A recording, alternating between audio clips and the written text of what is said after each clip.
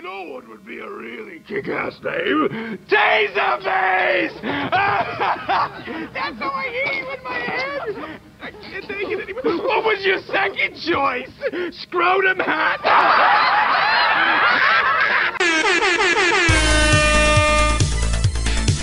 This is insane, you guys. Yo, this is sexy, man.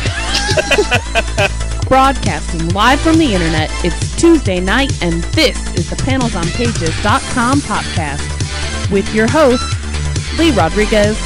At the end of the day, babies are terrible people, and I'm not sorry for saying it. Jason Nyes. Motherfucker, I won best costume! Jose Guzman. Yeah, I know nothing about Firestorm, except for his hat's always burning. And Kelly Harris. Boy, love, it appears we got a penis in the mail. I glued my fucking eyes shut! I just want to see all these Yelp reviews of Jose's jizz. Oh, sorry, I knocked over the salt. Like you had anything better to do.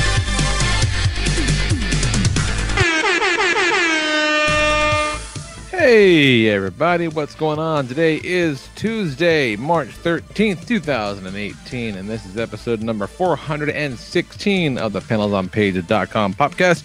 I'm your host, the Lord of Reverend Lee Rodriguez, and joining us tonight, we got Mr. Jason Nyes. Decent people shouldn't live here. They'd be happier someplace else. And Kelly Harris.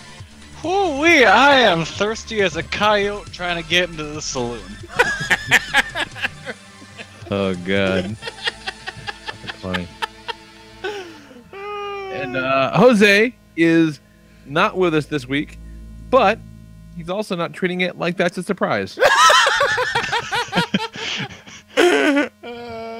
But, you know, he did kind of last week when he realized it. He realized that he's flying to California, and he was supposed to be getting in at about 8 o'clock California time. And then he was like, oh, fuck. That's 11 o'clock podcast time. Yeah, but still. A week's notice, at least. Yeah. Totally fine. Not like, you know, oh shit, guys, I won't be home until tomorrow. Oh, really? How long have you known? Like 3 weeks. I didn't get to it this week. I've got a little sticky note on my monitor right now that says, where in the world is Jose? And I want to make a sounder. Using the old Carmen Sandiego theme song, and then we got to figure out where Jose is that week, because this is happening more often than not lately. Ooh, and he could send us pictures and clues. Send us clues, or the segment could go as such: where in the world is Jose Guzman? Boom, boom, boom. I don't fucking know. I mean, that dang Jose, wilier than a bullfrog getting out of a barrel. Oh, God, that was about to get racist real quick. Real fucking quick.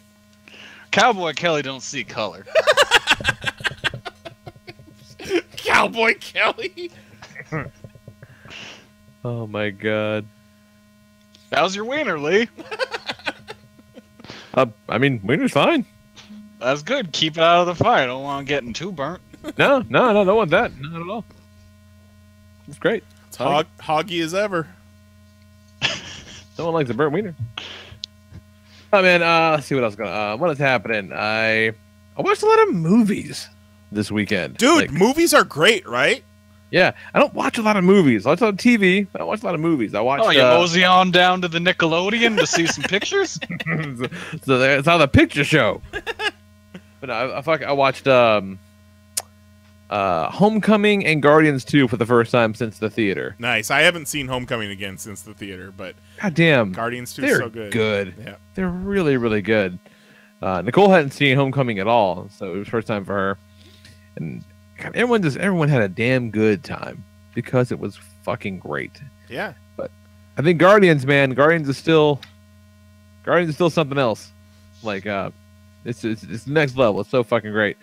And not gonna lie, I think I may have I definitely cried like a bitch at the end, but maybe more than in the theater this time. I don't know why. It fucked me up.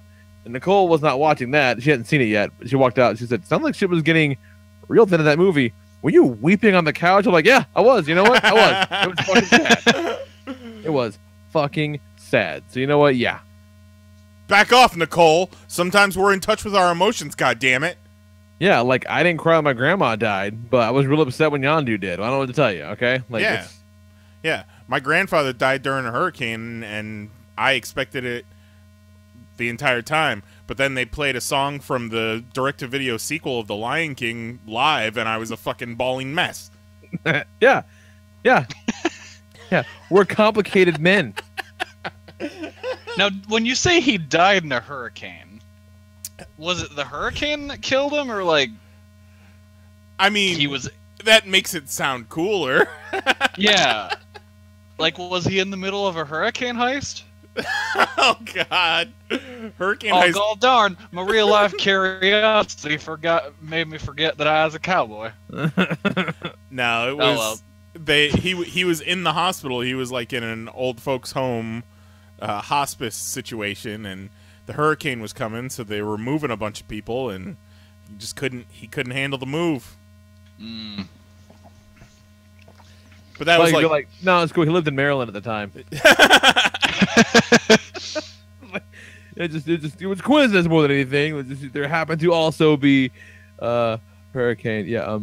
The story kind of got away from me. I'm sorry, guys. That was like a week. That was like a week after I saw his bare ass, so his time was coming anyhow. One of us had to go. Yeah, that's how the old saying goes. Show your ass, die a week later. Yeah. My grandma said the same thing. That was great. What else? We did watch some TV though. We watched Ozark on Netflix. I don't know if you guys checked that out yet. That's Jason. How is that? Jason Bateman. Yeah, it's Jason Bateman and Laura Linney. It's really good. It's kind of, I don't want to say it's slow because it's not, because shit happens every episode, but it's just dreadful, I guess is the right word. It's like, oh, just every episode ends and you're like, oh, this is all going to be really bad for everyone. Like, shit just keeps building up. Like, the elevator pitch is, guy, he's laundering money for this drug cartel guy. But his partner that was helping him, unbeknownst to him, had been shaving money off the top for years. And so, dude shows up, kills a bunch of people, but he manages to sweet talk his way into, hey, don't kill me, let me set up shop down in the Ozarks. And so he does that. So he has like the summer to clean like $8 million or some shit like that. And so that's like, the kind of elevator pitch of it all. But what they don't tell you is that, kind of, I don't know, spoilers or whatever, but like him showing up there disrupts the already existing ecosystem of drug dealers and scumbags that he just didn't know was there. And so like they're gunning for his ass too when he's trying to also like keep his boss happy, and just this poor motherfucker just spinning plates like crazy. Like, it's very, very good. So it's got a little bit of a Breaking Bad vibe to it, I feel.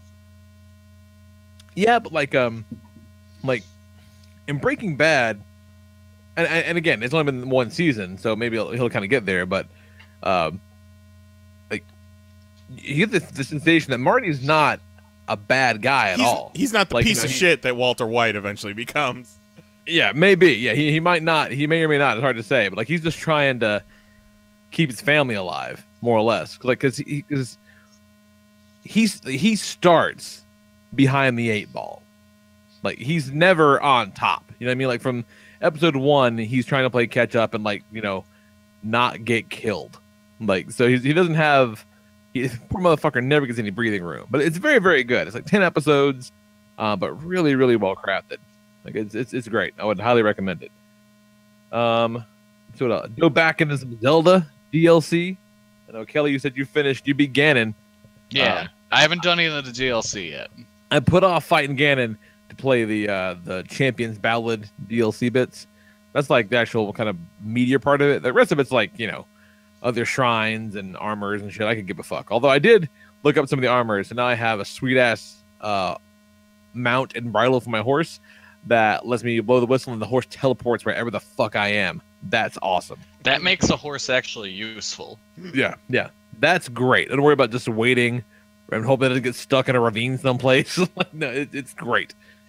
But the kind of meat of it, the Champions Ballad, I was very concerned about it first because they send you back to the Shrine of Resurrection, and it's like, hey, put the fucking tablet in here. So you do that, and it's like, oh, this weapon we're about to give you here is gonna kill anything in one hit. Like, oh, fuck yeah. So you grab the weapon, and then it saps all but like 1/4 heart away. It's like, oh, also anything that hits you will kill you in one hit too now.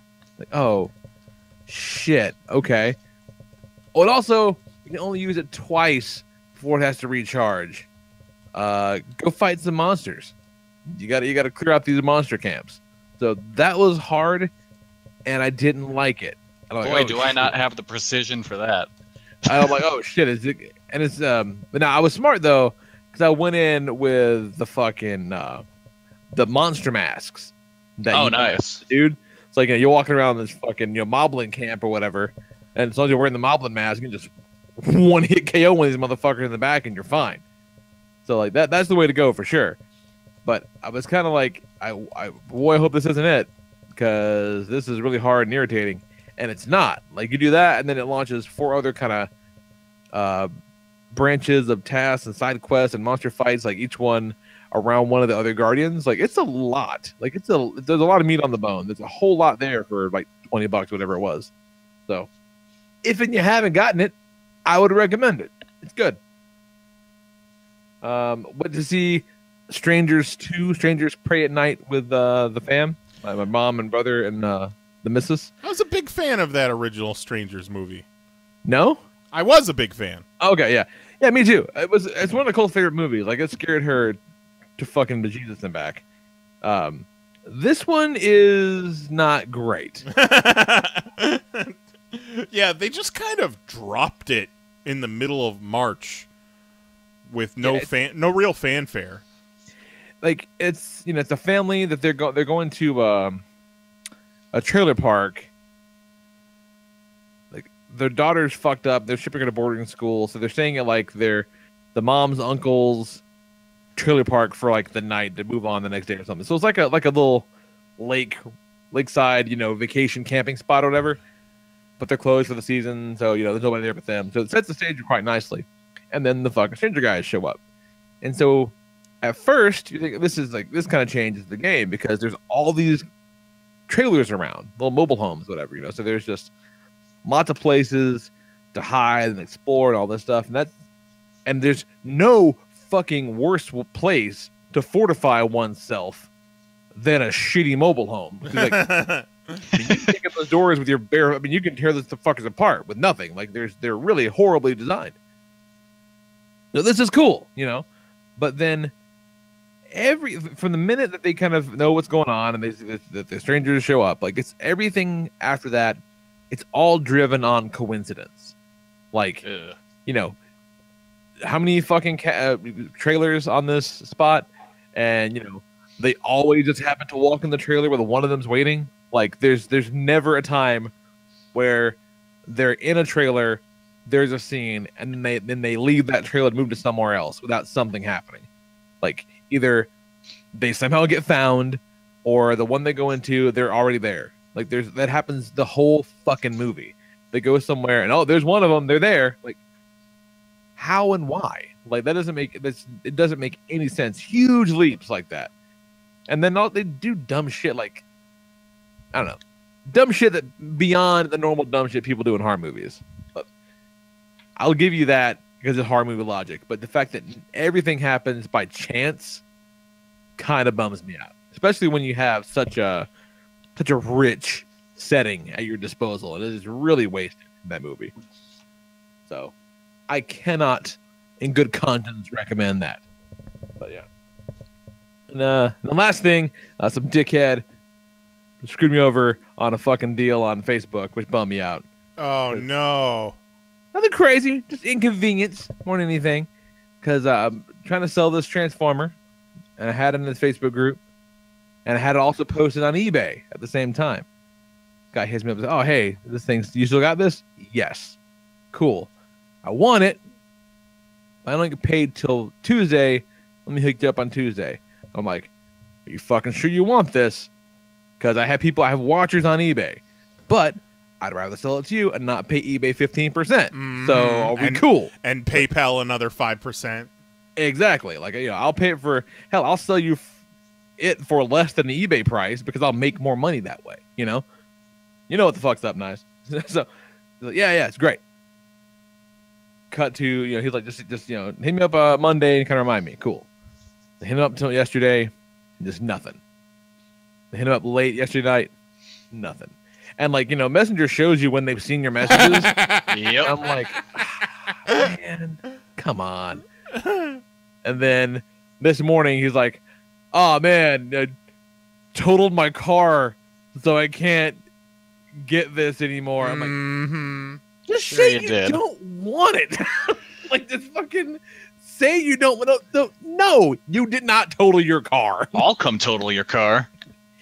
Fucking dipshit. So well, you're messaging with him on Facebook, so you could logically go to his Facebook page and see if there's any posts or pictures. No shit, right? Yeah. Like, I hope that out of fear that you'd do that, he went and just like beat the shit out of his car with a baseball bat. Like, oh fuck, oh no. Oh good, he'll never suspect a thing. Fucking dum-dum. That's what you get.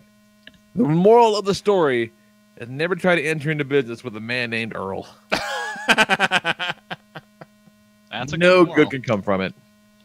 No. What you got, Kelly? Why, last time I tried to enter business with a man named Earl, I ended up shooting him in the cantina. So I've discovered a new cowboy character I like. No. So I've been, I'm still scanning in comics, as I discussed last week. That's what I'm actually doing as we speak. I'm on, like, what I think are my 4 last boxes, though I think I actually have one more that I forgot in my room somewhere. So right now, let me give you a tally. I'm at 4,872 books. God damn. Jesus. Right now, I'm just finished up my box of Hasbro things. All the IDW Hasbro properties. So that's what I've been doing. Really, the most frustrating thing is discovering I'm missing things. Oh, and like I don't know why. Like it's shit that I know I've bought, and I don't know why I don't have it. Like, why don't I have issue 39 of Revival? I know I bought it. I know I read it. Where the fuck is it? Yeah, that is maddening. Same with issue 10 of Bloodshot Reborn. Fucking, I don't know where that went. And Archer and Armstrong issue 12. Luckily, Archer and Armstrong, I was able to find a new copy of at work, but the other two, I'll have to search elsewhere. Oh, that sucks. Yeah, like I don't know where they could have gone. Because it's not like I would have, if I had, whenever I sell a box of comics, I always go through it to make sure there's nothing I don't want, or there's nothing I want in there. And then I'm usually the guy that sorts through it at work anyways to put it in the back, so I would find it there. I think Greg stole it. I could see it. Yep. I'm calling it. Yeah, I could see it. I just linked over there one night, opened 2 random boxes, pulled 3 random issues, and like, yep. One day he'll see it. Yep. It's the long game, but I respect that. It is, yeah. You know, what I really should do now that I think about it is look them up to see if they're all like from the same week or something. Oh, that'd be kind of funny. So while I've been doing that, I've been, you know, I've had the TV on in the background while I've been doing it, so I've been catching up on a whole bunch of stuff. So I watched the first 2 episodes of the new season of Atlanta, and goddamn, that show is still great. Me too. I watched me one too. last night, and it's good. Yeah, I watched the first 2 episodes. When does it air? Wednesday night? Thursday night? Thursday, I think. I watched the premiere, and then immediately after the second episode started. So it's a great show, man. Just Darius, I said on Twitter last night that Darius is one of my favorite characters in anything right now. Like, he's so cool, and just so chill about everything. Fucking Lakeith. First of all, did you see Lakeith at the Oscars? Yeah, That was pretty cool. And then There's a new movie coming out that he's in. What is the name of it? I'm pulling it up right now because in it, Danny Glover calls him Youngblood, and I had to send that to Mary because that's been one of our bits recently is using an old black man voice and calling people Youngblood.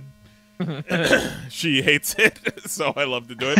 Oh, it's called Sorry to Bother You, and he's the star. Lakeith is the star, and he's a telemarketer, but he's like moving up the ranks, and Danny Glover teaches him to use his white man voice on the phone to sell better, and his white man voice is David Cross. Oh shit, that's hilarious. And he just goes deep into this fucking crazy telemarketing just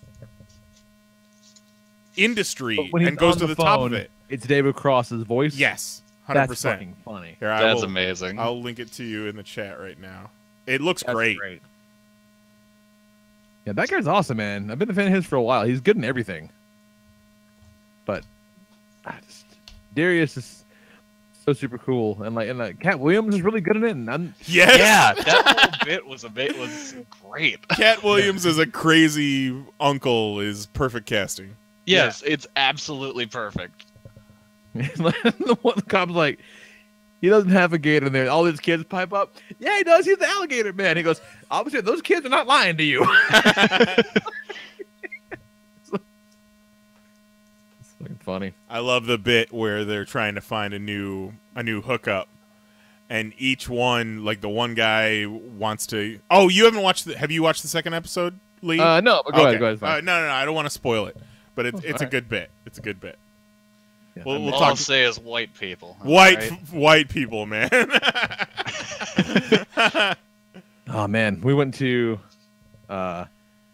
Mexican restaurant in town. They do karaoke on Friday nights apparently, and you want to talk about some white people? Nah, pass. I'll pass. Oh boy, you guys, the white people karaokeing a lot of their Mexican cantina are just. Each one of them was a Super Saiyan white person. Like, they've reached their final form. Yeah, it was. Oh, it was rough times. Rough times. Oh. What's she right on? Yeah. Anything else, Kelly? Not really. I did watch the that Russian superhero movie, The Guardians. Oh shit, with Bear Man? Yeah. It's real bad. But it's the best part is with the Bear Man when he is like, because I watched it dubbed because I was scanning in books, so I couldn't read subtitles, and just hearing this random person go, you know, every time I become more bear. I'm become more bear than man now. I can't use a human toilet anymore. Like at the end of the what movie, the hell you're talking about? He just becomes a bear. Like he is just straight up a bear guy. You don't remember this, Lee? No. This was a couple years ago. The trailer came out, and everyone on like the nerd internet lost their shit because it was this crazy looking action movie with like a bunch of. It's like a superhero team, and one of the team members turns into a giant CGI bear. Yeah, it's the Russian Avengers. Yeah, Russian Avengers. But it's called Guardians. And everybody was losing their shit when the trailer came out. And then someone finally saw it, and it was Kelly. Like, it's... The funny thing is, while you're listening to it, it sounds like a superhero movie. Like, it's got the right music, it's got the right sound effects. Like, you could be tricked into being like, oh, this is a Marvel movie, I guess. And you look up and like, oh no, it's not. Sounds terrible. Yeah, it's not a great time. It's worth watching because it's really bad, but it's not a very good movie. I'm Bearman. And like all the fucking headlines, like CBR and Newsarama are like, Guardians is the superhero movie we've all wanted, but never knew we wanted. No, it's not, you fucking drunks. Why is Russian movie The Guardians the best superhero movie of the past decade? See, like, I don't know. I have no recollection of this at all. That's but nuts. Like, to anyone that is hyped up about this, I would say, name me your last favorite Russian film. Battleship Potemkin. There you go. That's a good one. The Hunt for Red October. Duh. Battleship Potemkin's great because you get to see a man punch a dude who, he's either dressed as God or Moses, and then when he punches him, he says, "Not today, sorcerer." I'm okay with that. Yeah, that movie's incredible. I'm not mad at that. That's solid. Solid logic. Not today, Bear Man. What you got, Nice? Well, I wasn't going to bring it up, but your story about talking to the guy on Facebook Messenger and seeing the red receipt when he saw your message and then didn't respond to it reminded me of an interaction I had with Jose over the weekend. And this is sometimes par for the course with Jose and the 11th hour, the way we do business. And since he's not here, I'm going to tell this story because he's not going to ever listen to this. So we're working on a project for a client. Well, technically, this was his project he was working on. He was taking the lead on this, and we're a little bit behind on, deadlines and shit like that. So I asked him, "Is there anything I can do to help?" And he asked for this thing. I get him this thing, and then I'm like, "You need anything else?" And he says, "Nope, should be good." And this was early Saturday. So I peace out. I go. I'm watching. I decided to watch Captain America: Civil War on Netflix because seeing Black Panther made me want to go back and watch Civil War again because Black Panther. Solid. Yep. Can't fault that logic. Civil War is fucking great. So I'm watching Captain America: Civil War, and I get a message from him, and this is hours later, 4, 5, 6 hours later, and he says, "Hey, do you have this thing, this specific asset that he was needing?" And it was like 3:16 he sent this message. I immediately pause the movie, get up, go into my office. I already had it loaded up to Dropbox, so I just had to send him a link. I sent him a link at 3:17. He doesn't look at the fucking message for another half an hour. So, and I'm just sitting there like I didn't go back to my movie because I sent it to him. And I'm like, "Is this what you need?" And then nothing for a half an hour. He sees it. Oh, and while I'm waiting, I'm sending him a bunch of animated GIFs of people waiting. Like, there's the one GIF of Stone Cold Steve Austin sitting on the turnbuckle looking at his watch from the one Royal Rumble. So I'm sending him a bunch of these shits. So it's not like he just missed my message because I'm constantly sending him messages. So finally, a half hour later, he sees my messages. And then it's another 40 minutes before he responds to me. So, that being said, Saturday night, I needed to self-medicate. And all that we had in the house was the rest of a bottle of Kraken rum. And we didn't have anything to mix it with. So I poured all of it into a mug with ice and drank it on the rocks. And boy, oh boy, I do not recommend. Oh, no? It fucking worked, though. It calmed me down a little bit. But Found boy, yourself quite medicated, did you? It was tough. It was tough going down. Like, I'm not a drinking something straight type of guy.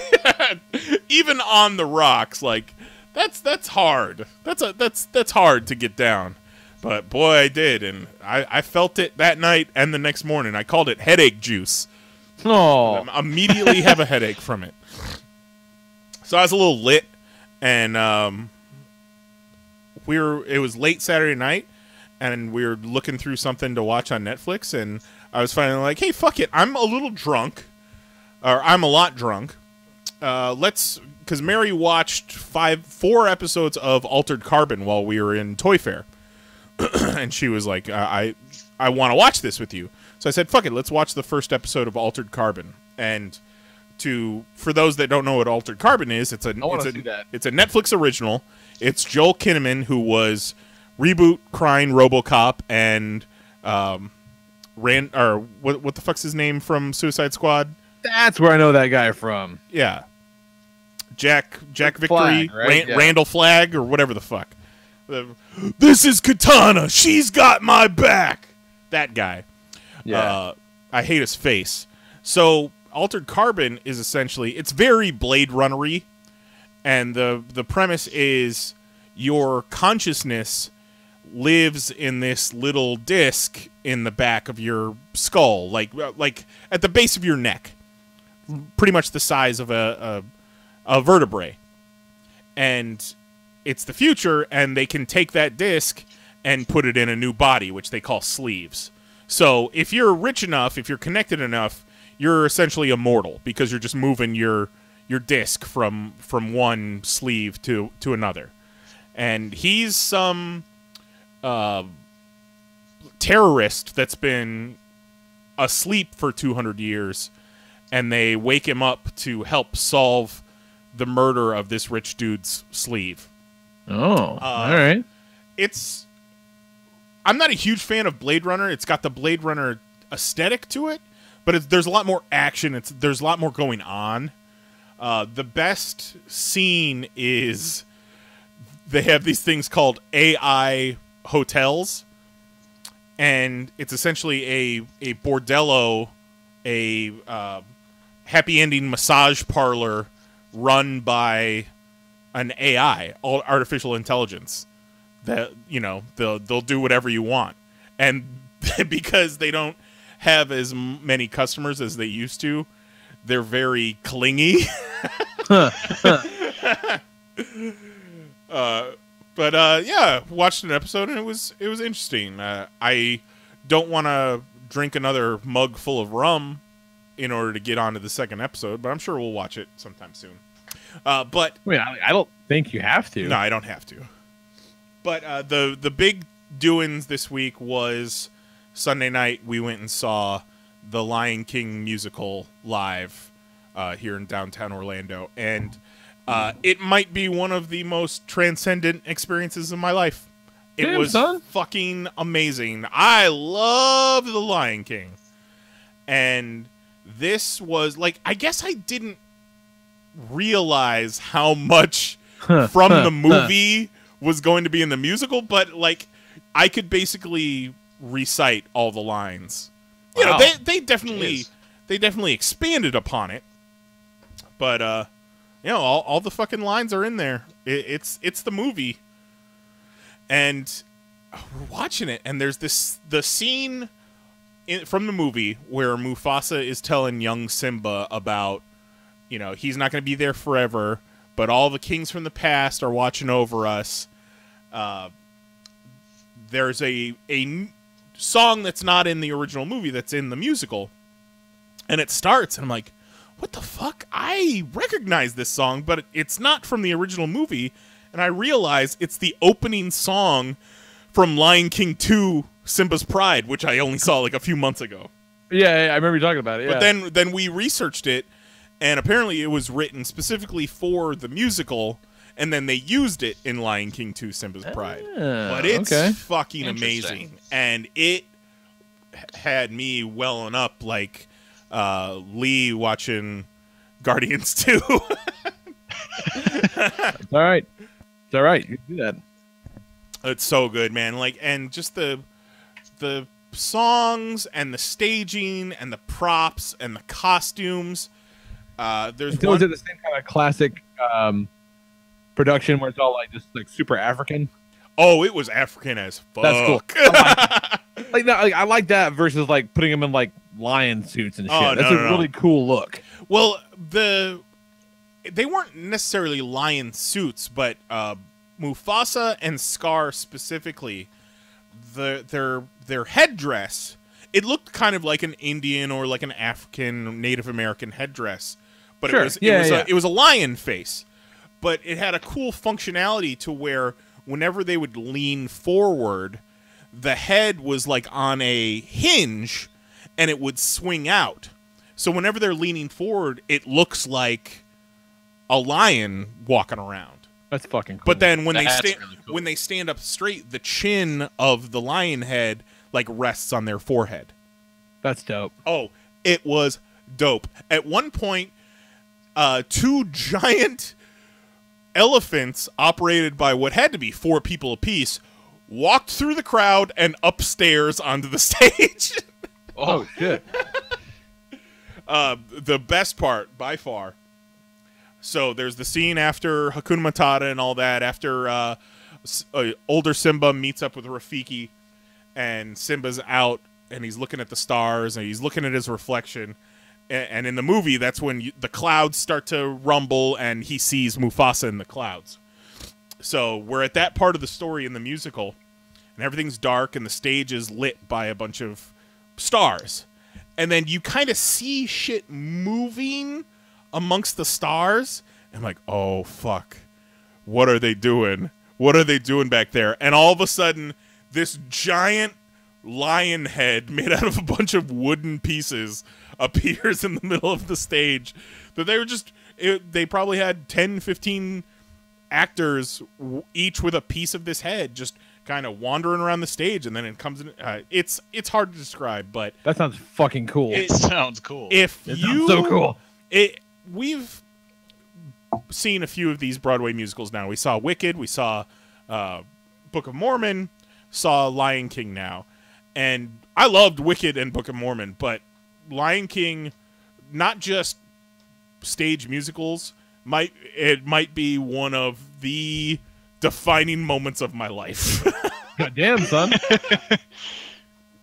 I love that movie, y'all. And it just got me thinking, man, Matthew Broderick as Simba in that movie, like, they're doing it right with the remake, where it's essentially an entirely black cast except for Timon and Pumbaa. Like, Donald Glover is going to be Simba in the new one. But the fact that they cast Matthew Broderick as James Earl Jones's son in the animated Lion King movie, that shit is sad. That is the most egregious case of whitewashing I think I've ever seen in my life. And he's not even making a whole lot of interesting choices. Like, he's Yeah. super fucking bland. Like, on one hand, you're gonna get a white dude, okay, but like, you got the blandest, whitest fucking dude you could fucking find. Yeah. And he didn't even, it's not like he sang. It'd be different if he actually sang his parts. But he didn't. He doesn't sing. He does doesn't fucking sing. No, not once. He just hits and runs people. Huh.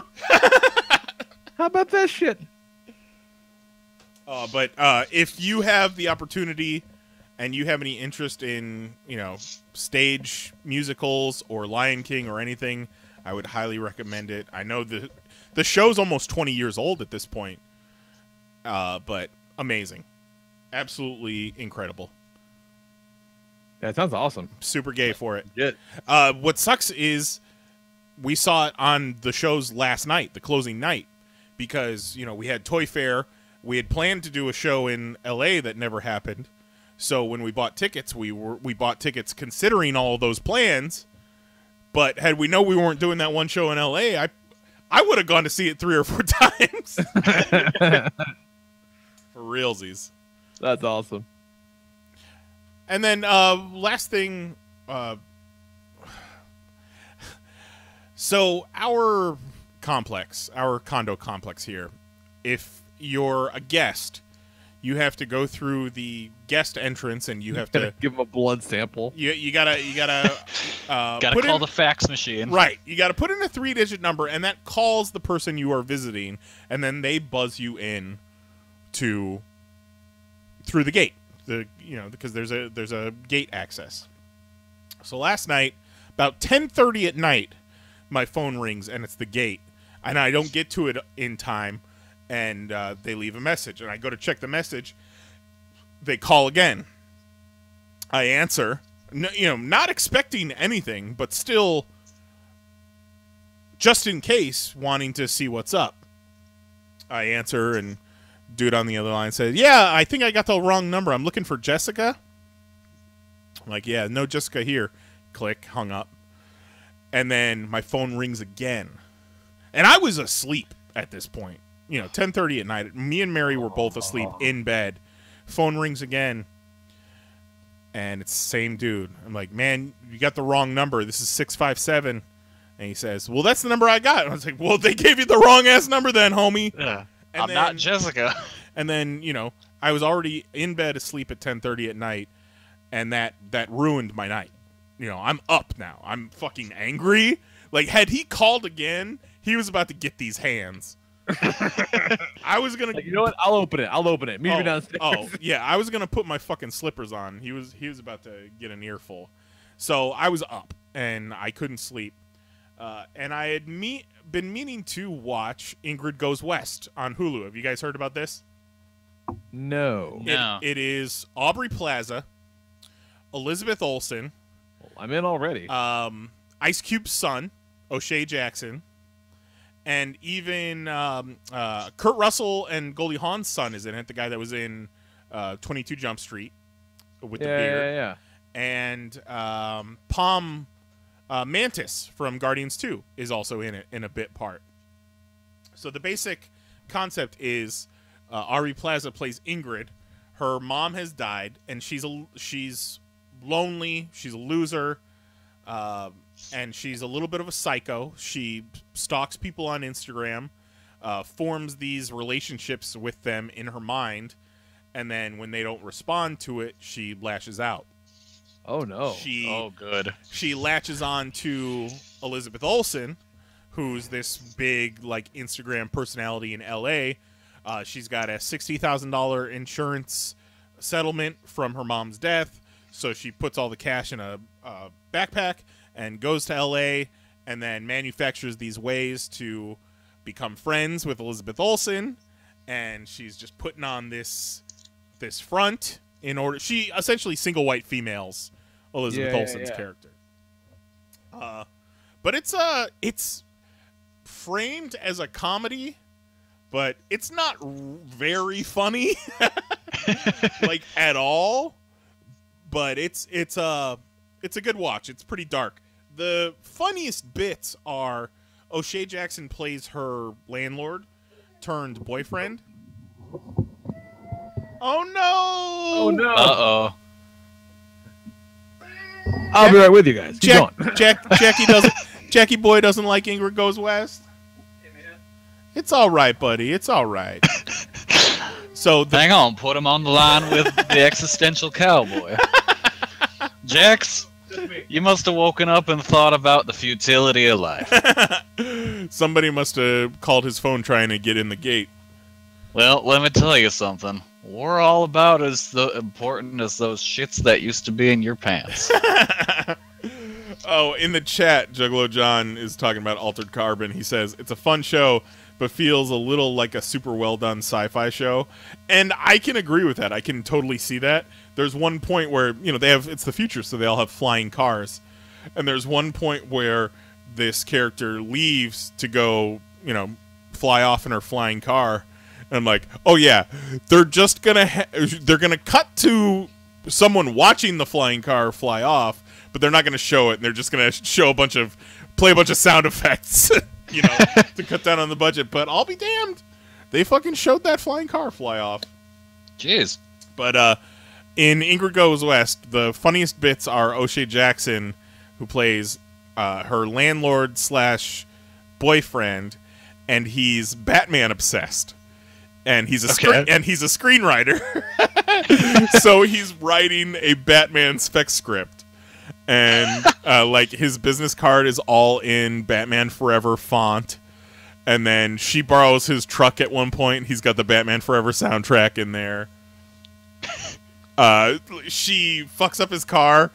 So in order to make amends, buys him this Batman Forever Riddler ? Letterman jersey or Letterman jacket. He's like, bitch, I already have that. Funny stuff though.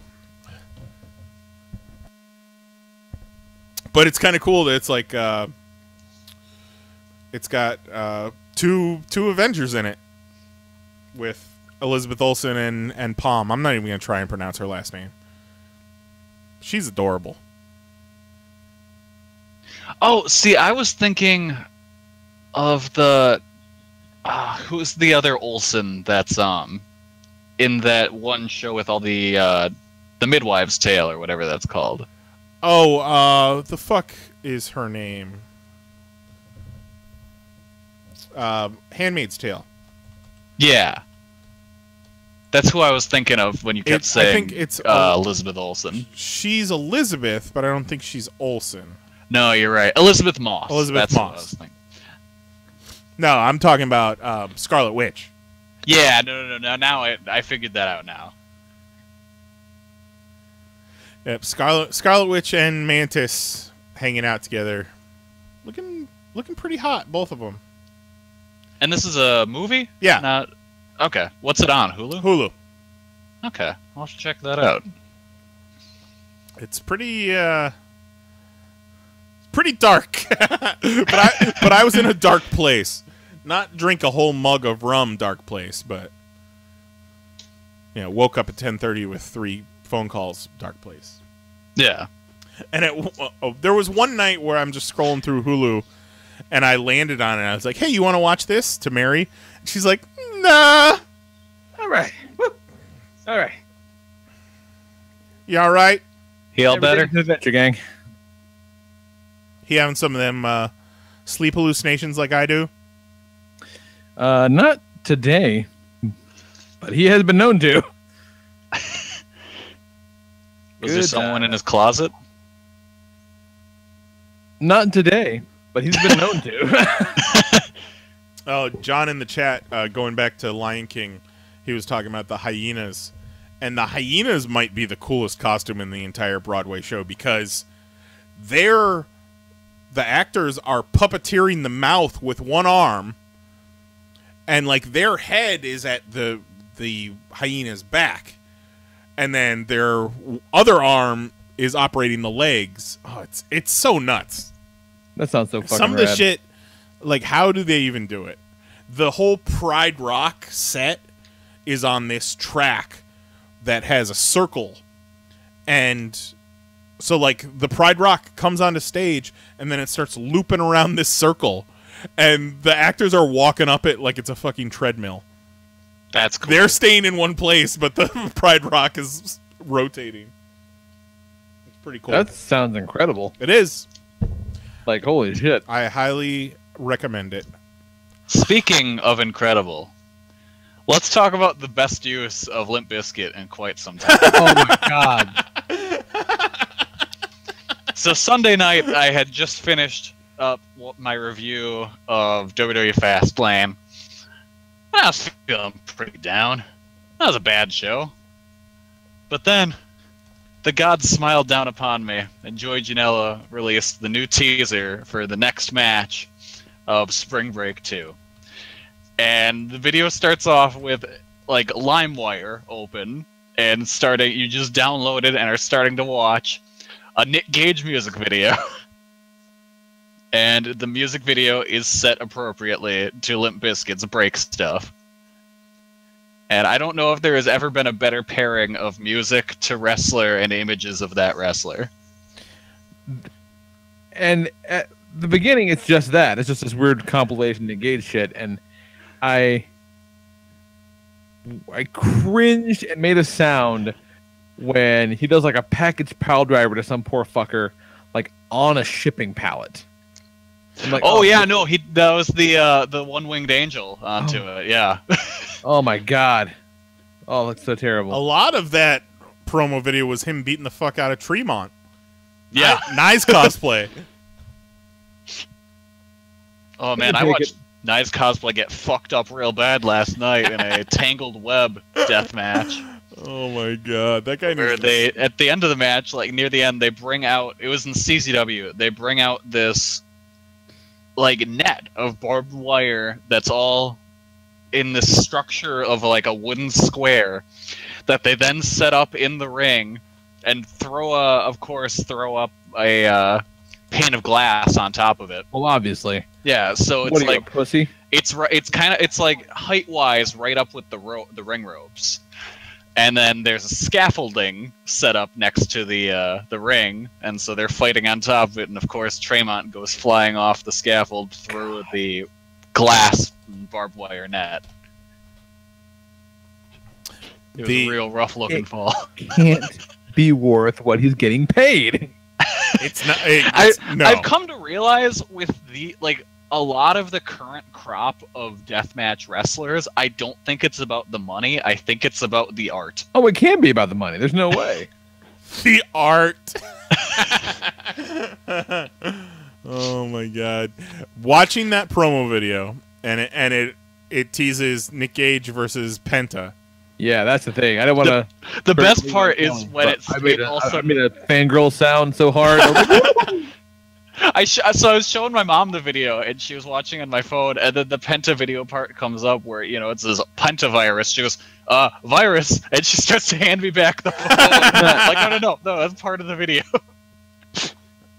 I just love that Pentagon, who, does not speak much English at all, made it a point to learn how to say motherfucker about 4 or 5 times. Really motherfucker, loud. Nick Gage, motherfucker, I fuck you up, motherfucker.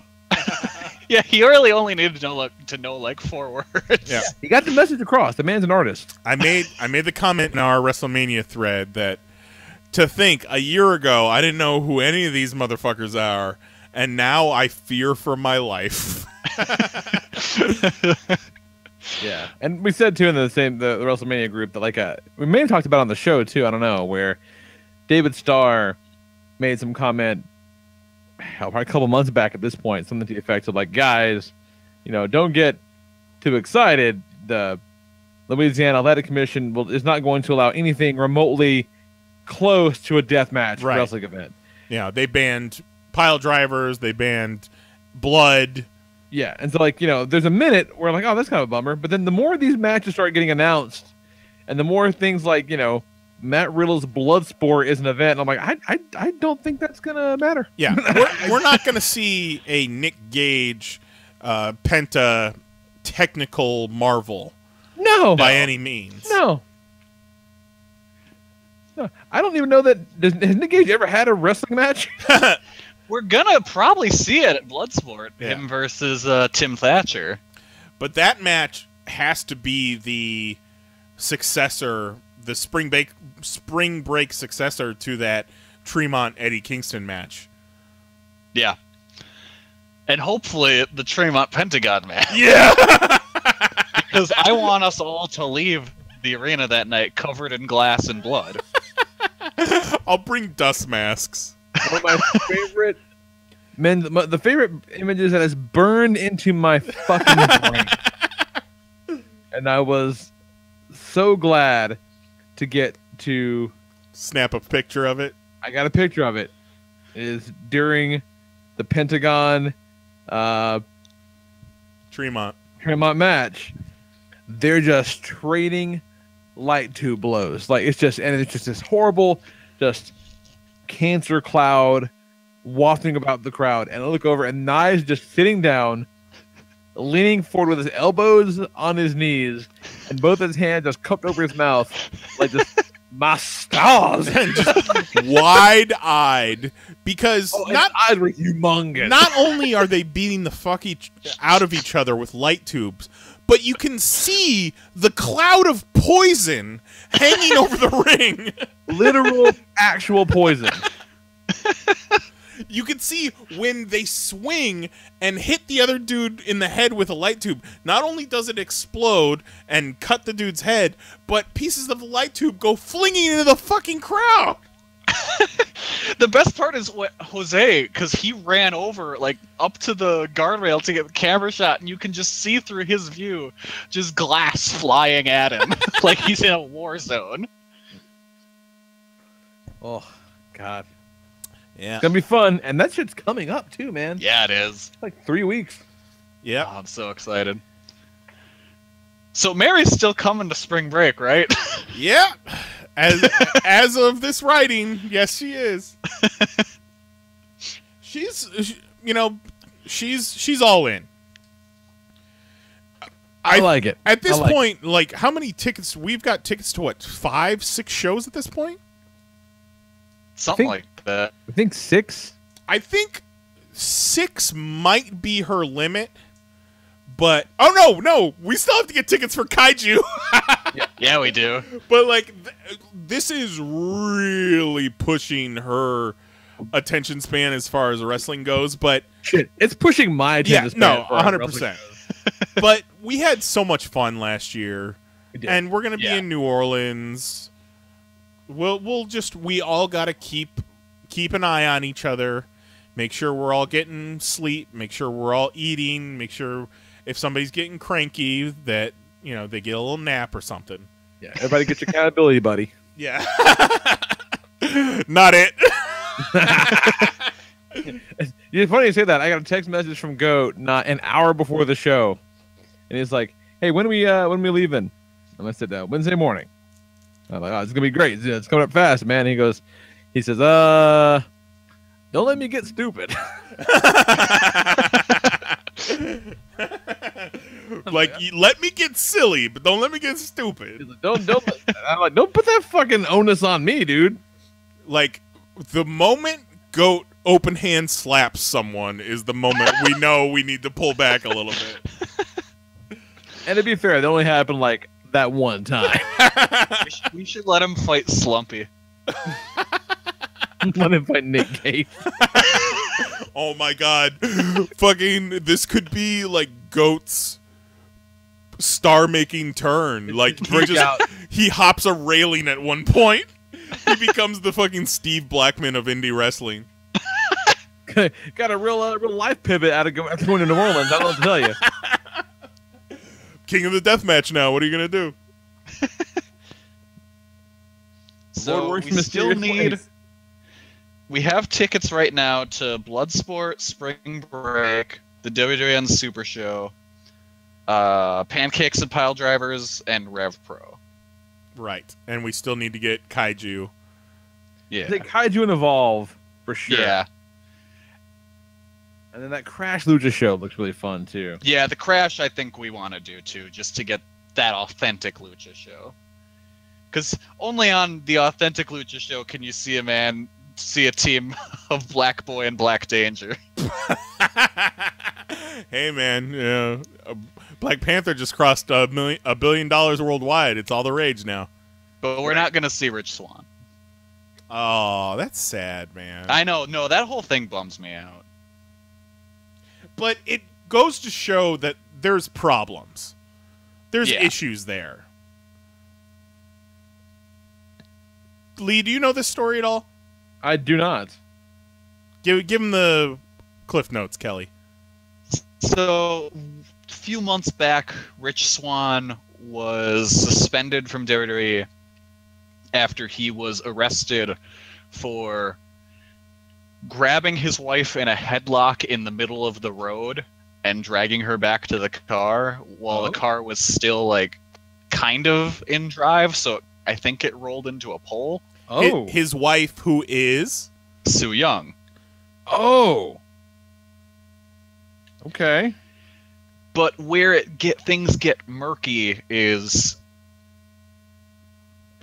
allegedly, I'll just say this, Sue Young has a drinking problem. No. Chances are that she was probably real drunk in the car, and I think Rich was probably yelling at her for being drunk and wrestling. And then she said she'd had enough and decided to walk home or something. And he tried to get her back in the car because she was walking down the road. It's not safe. Can't do that. That's And not it got real bad. And she as much admitted herself on Twitter this past weekend that she has her own problems and demons that she's dealing with. Yeah. But Rich was suspended by WWE and then was also let go last month. Well, what was kind of fucked up is, obviously they suspended him while the investigation was still open. And they came out and said, like, if he's found guilty or if he's charged of any sort of abuse or assault, like, he's done. He's fucking done.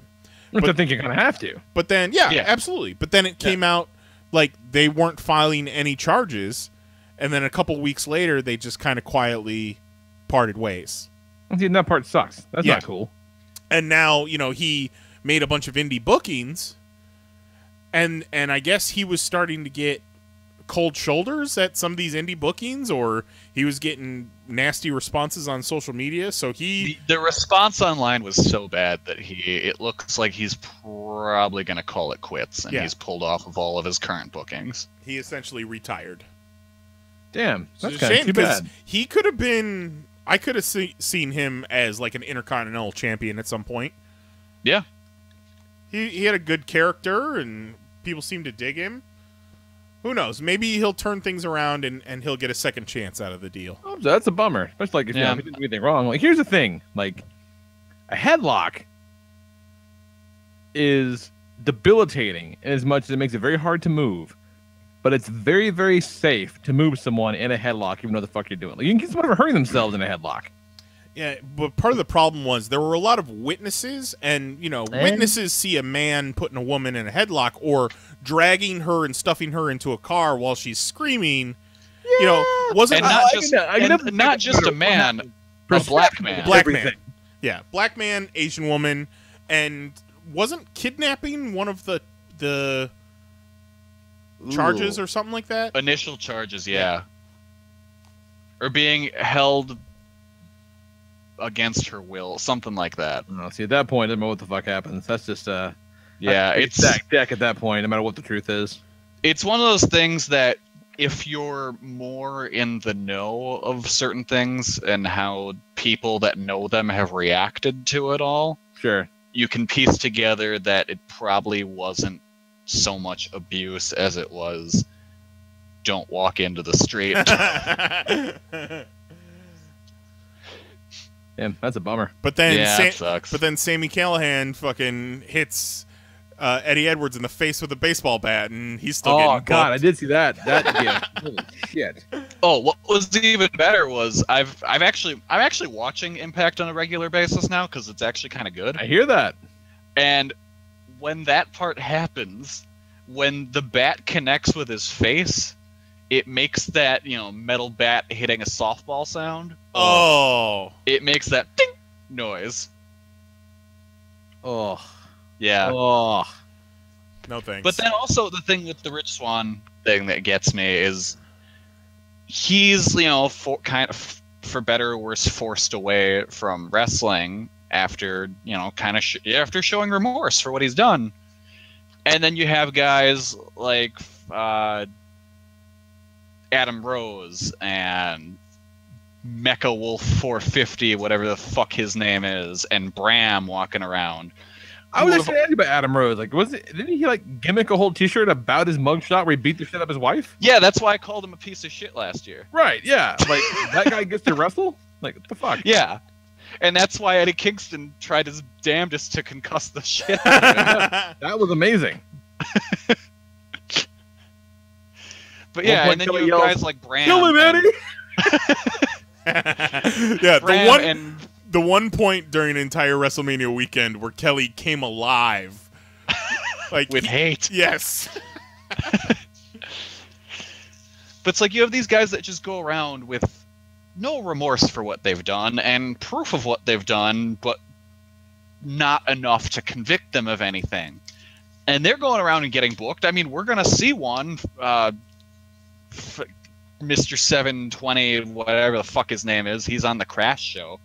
So I'm going to fucking scream at him. So that'll be fun. And to be fair, Nick Gage went to jail for 7 years for a bank robbery. He did. He paid his crime. He paid the time. He did his time.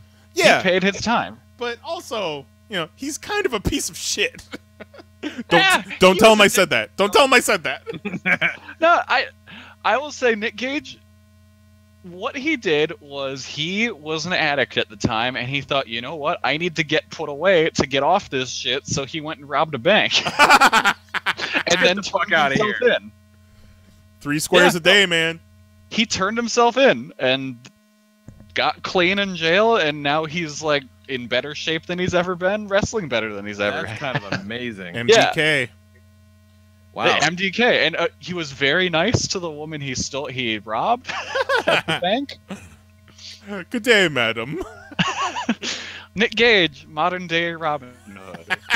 If Robin Hood was a meth head. Yeah. All right, we've been talking about wrestling a long time. We should probably get to some actual fantasy right. football. Yeah, sorry. I have a feeling it's going to be a very quick news segment. In fact, hey, do you want to take a break and we'll come back and then we'll do this all after the break? Sure. Yeah, All right, cool. Yeah. Let's take a break. We'll do fucking fantasy football. There's not, the news is not exactly meaty. We'll hit it real quick. And then comments the fuck out of here. That's a plan. I like it. We're going to execute with excellence. All right. Enjoy this. Love you. Bye. Break!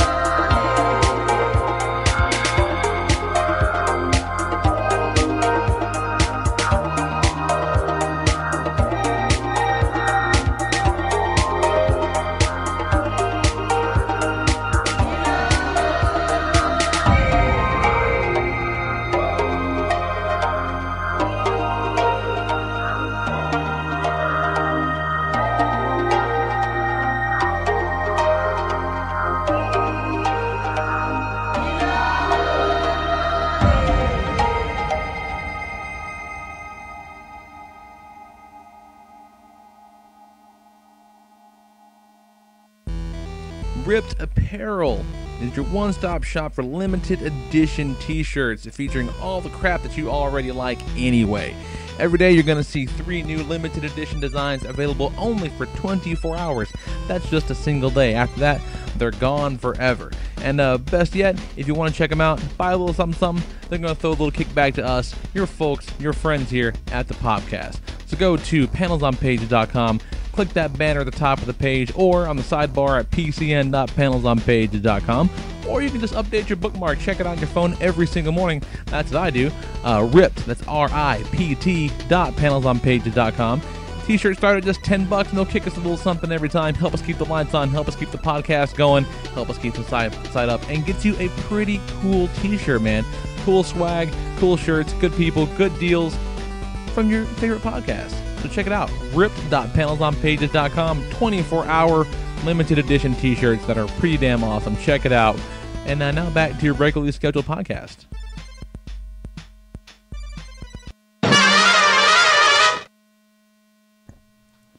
Oh shit, T'Chaka from Black Panther is going to play Rafiki in the Lion King remake. Nice. I saw that the guy who played T'Chaka and the guy who played young T'Chaka are father and son in the movie. That was kind of cool. Like, yeah, I appreciate that. I approve that message. So I don't know much about this Lion King movie. Are they animals? They're going to do it like Jungle Book. So, like, it's hard to call it live action because they're all... That's the thing. I keep hearing shit about live action Jungle Book or Lion King, and I'm like, no. Well, they might actually have some footage of actual animals in there at some point. But, yeah, it's going to be CGI. Okay. It's not like, at least Jungle Book has, like, that one kid in his underwear running around. And, like, it should be, like, live-action sets, I would assume, too. Or, no, it's probably all CGI. That sounds like a lot of work. Yeah. Yeah. One, it sounds like a lot of work to go out and shoot plates against the nothingness. And, again, they didn't even go to a fucking airport for the Avengers. So, maybe not. But we shall see. Fucking, let's get to it, man. Email time. It's an email. Very important. Look at all this fan mail. Email us to popcast@panelsonpages.com and a voicemail to 616-951-1POP because it's that fucking time again. We're in it. Pop actual fantasy football. This is the first two matchups of round 1, which is about to get real.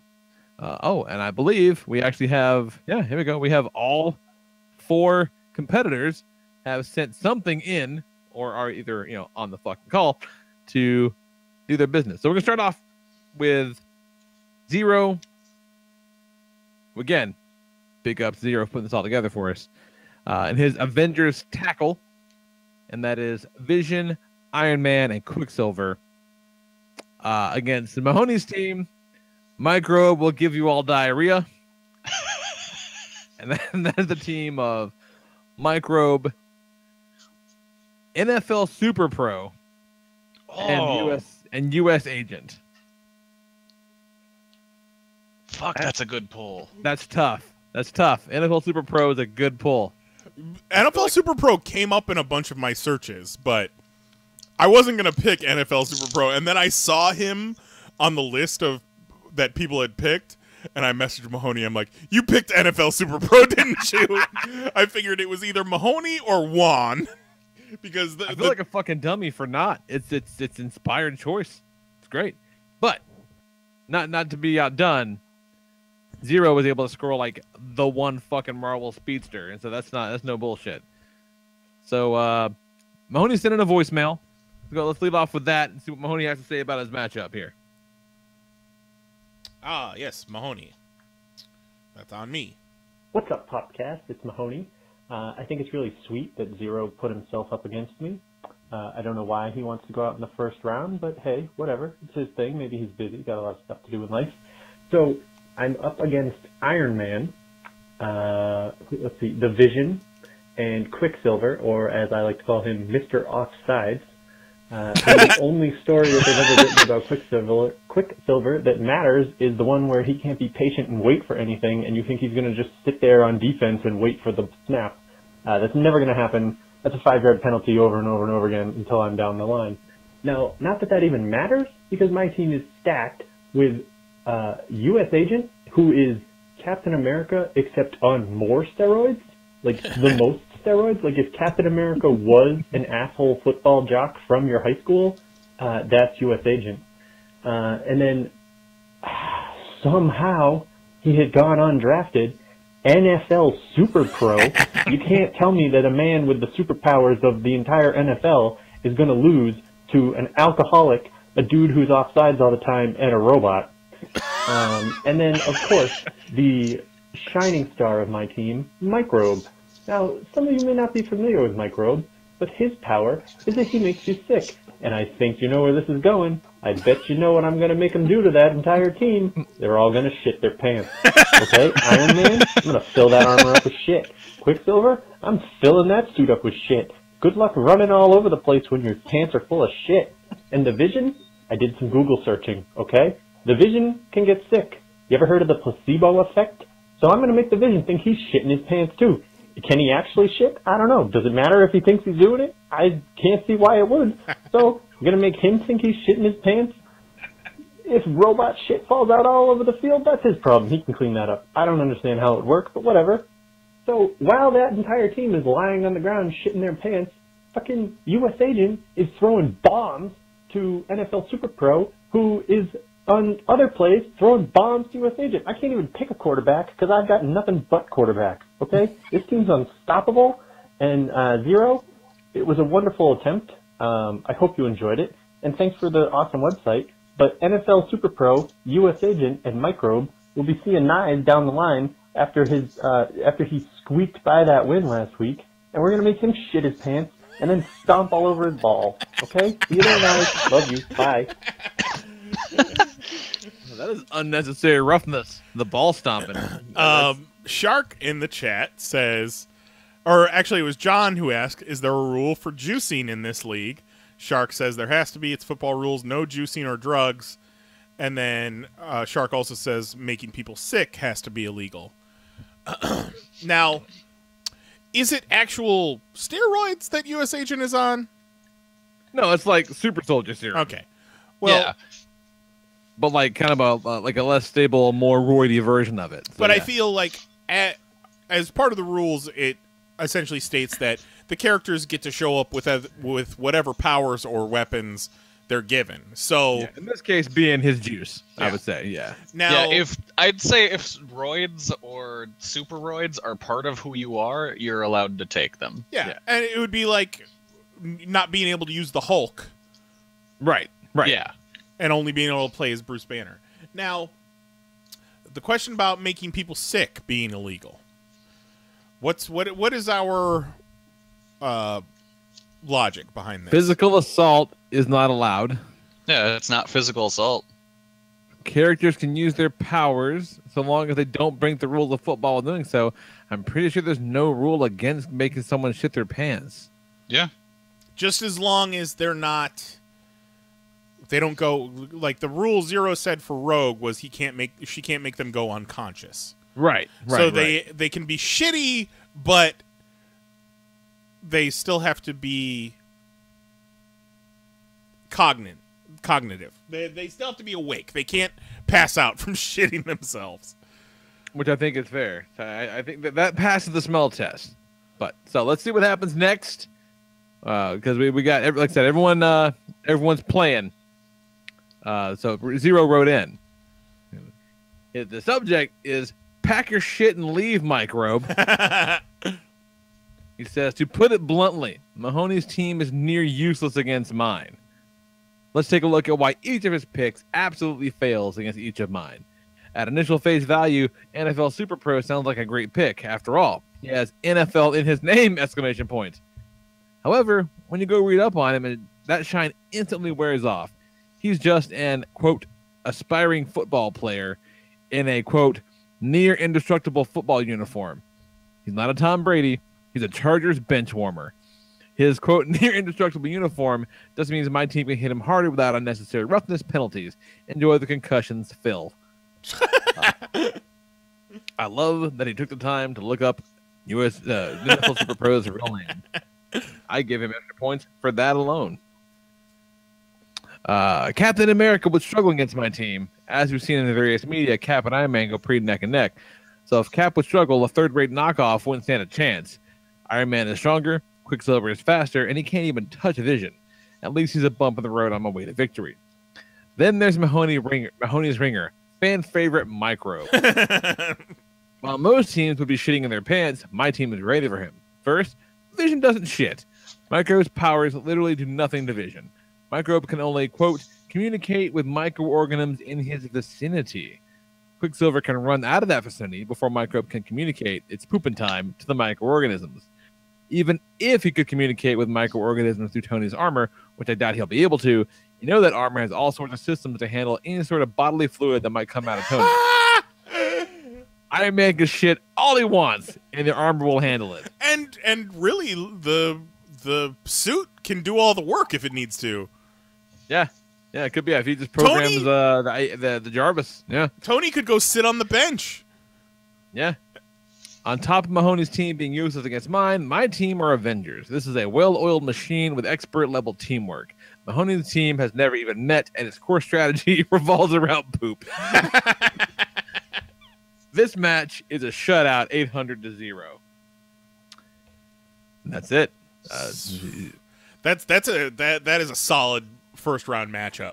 That could be a final in any other league, I think. Yeah.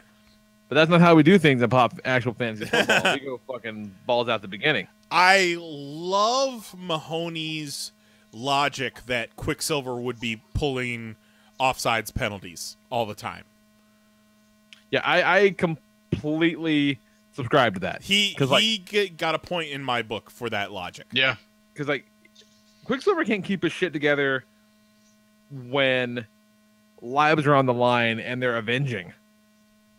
However, Mahoney says that Vision could shit himself via the placebo effect, and then Zero combated that. He said, you know, it has to be microorganisms. So I feel Zero wins that argument. Yeah, Vision's not shitting his pants. Vision's not shitting his pants.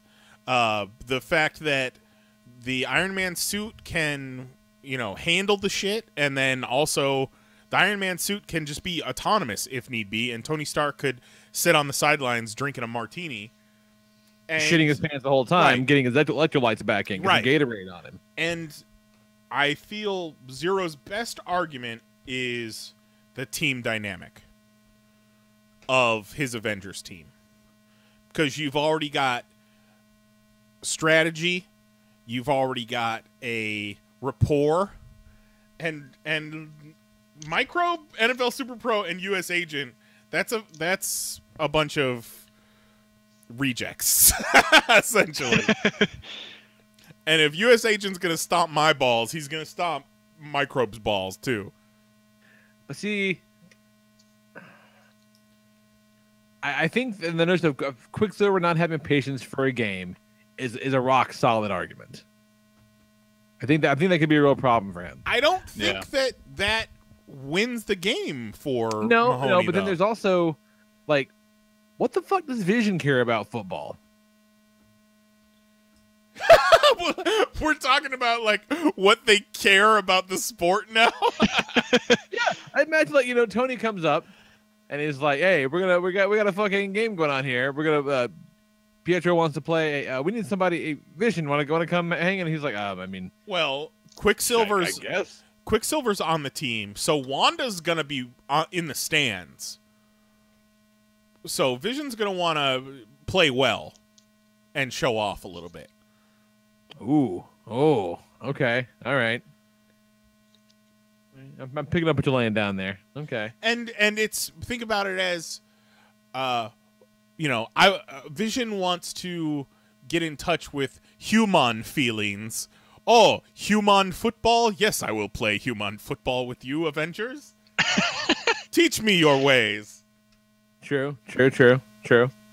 Had Zero not come correct with a strategy, some solid arguments, Mahoney would skate in the second round, because we all want to see how far Microbe making people shit themselves can go. How far Poop Town can go. Sure.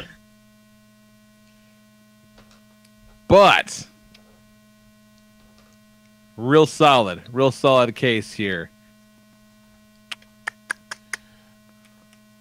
Okay, I need to know more about NFL Super Pro. Like, is he really just like a shitty football player in a uniform, or does he have all the powers of the NFL players? Well, one of them is wrong. If you have all the powers of the NFL players, you're going to be more of a detriment than anything, because you're probably not going to make it to the game because you're going to be in jail for punching your wife or something. Beating women every 5 minutes. Touche. I can't stop hitting people.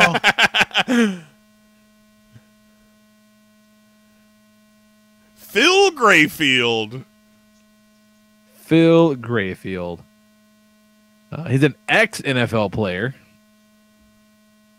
who survives a freak accident, so he's a fucking gimped up XFL player. I gotta give it a 0. It's tough. It's tough, but I gotta go 0. Yeah, as much as I want to see everyone shit their pants. Because Vision can't shit his pants. And again, if Tony is shitting his pants, he can just put the fucking... And Tony just hangs out and is like, yeah, shitting my pants is cool. What's up? I feel like Mahoney, being a West Coast Avengers fan like he is, instead of going with the argument of placebo effect for Vision, he should have had another plan for Vision that it didn't involve Vision shitting himself. I think he could have been more creative with a way to take Vision out of the scenario. So, and first round, you got to come correct. And Downtown Lois Lane, like that's classic pop. Jimmy the Kid Olsen. And Jimmy the Kid Olsen and who was it? Infectious Lass. Like, yeah, like that carried him almost to the finals. That team, because that was a good team. He argued it so well and so cleverly and so comedically. I didn't get that as much from this team. And it's kind of gimmicky. And I didn't really get a solid team out of Microbe's going to make you diarrhea all over yourself. So, yeah, I'm going to give it to 0 as well in his Avengers. Let this be a lesson to you, kids. You can't just skate through on shit.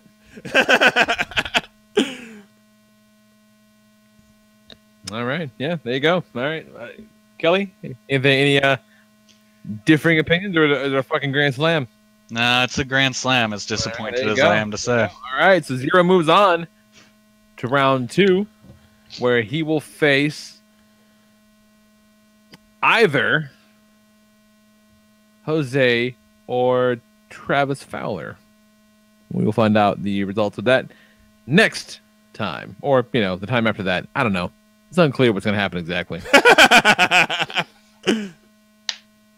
But we'll find out. So, second match for this week is Kelly with his team, the offensive of Snowflame, Hemogoblin, and Egg Foo, taking on Sharks, Mama Kent's highlight reel, and that Superman, Booster Gold, and the Flash, parenthetically, Wally West. So, cool. Shark Which writes Wally in. West? Which Wally West are we talking? I don't know. The black one. Sweet, he's got AIDS now. Wait a second. You got Hemogoblin, bitch. Wait a second. Why does him being black matter if he's got AIDS or not? Because Hemogoblin gives black people AIDS. That's the entire reason for his existence. Well, Shark is in the chat right now. So, Shark, which Wally West is it? Well, he's going to say it's the white one because I said that. Think Lee didn't know it was going to happen. I didn't realize there was a black Wally West. When did this happen? So we have to when we have to specify which Flash it is, we have to also specify which color Wally West it is. There's also not only is there a black Wally, there's 2 Wally West that are also Flashes in DC at the same time right now. Yeah. Shark says the red-haired one, the fastest. The fastest one. There you go. All right, fair enough. I don't know. I think that's bullshit. I think he would have said the black one before he had known that he wasn't going to have AIDS. Shark says he said it in his email, so we will go to the email. Oh, all right. There we go. Okay, all right then. I'll take your word for it. Go to the email. The email reads, subject line, Kelly's team will lose, period. He writes in, hey, population, thanks to Zero for doing this rocking fantasy football pick'em. My DC team, Mama Kent's Highlight Reel, that's sponsored by Mama Kent's Highlight Reel video store. After Clark moved to Metropolis and Pa Kent died, Ma Kent reopened the Smallville's home video store. The walls are lined with VHS tapes, but if you find the right one near the clerks, it opens a secret passage to a bar. That seems like a needless detail, but okay. Where the fuck are we going? Let's meet the DC team that will win it all. At QB, hailing from the 25th century, the star QB from Gotham University, Booster Gold. At running back, the fastest Flash, the one who caused the universe to be reborn, Wally West. That's the white one. And at tight end / wide receiver, hailing from Smallville, the big blue Boy Scout, a star of the high school football team, Superman, period. On defense, Booster Gold will be playing the deep safety route, Superman at linebacker, and Wally West line. I don't know what the fuck these things mean. Just read them, Lee. And Wally West lined up on the fastest receiver. As a team, these three have been part of some of the best teams in the history of DC comic books.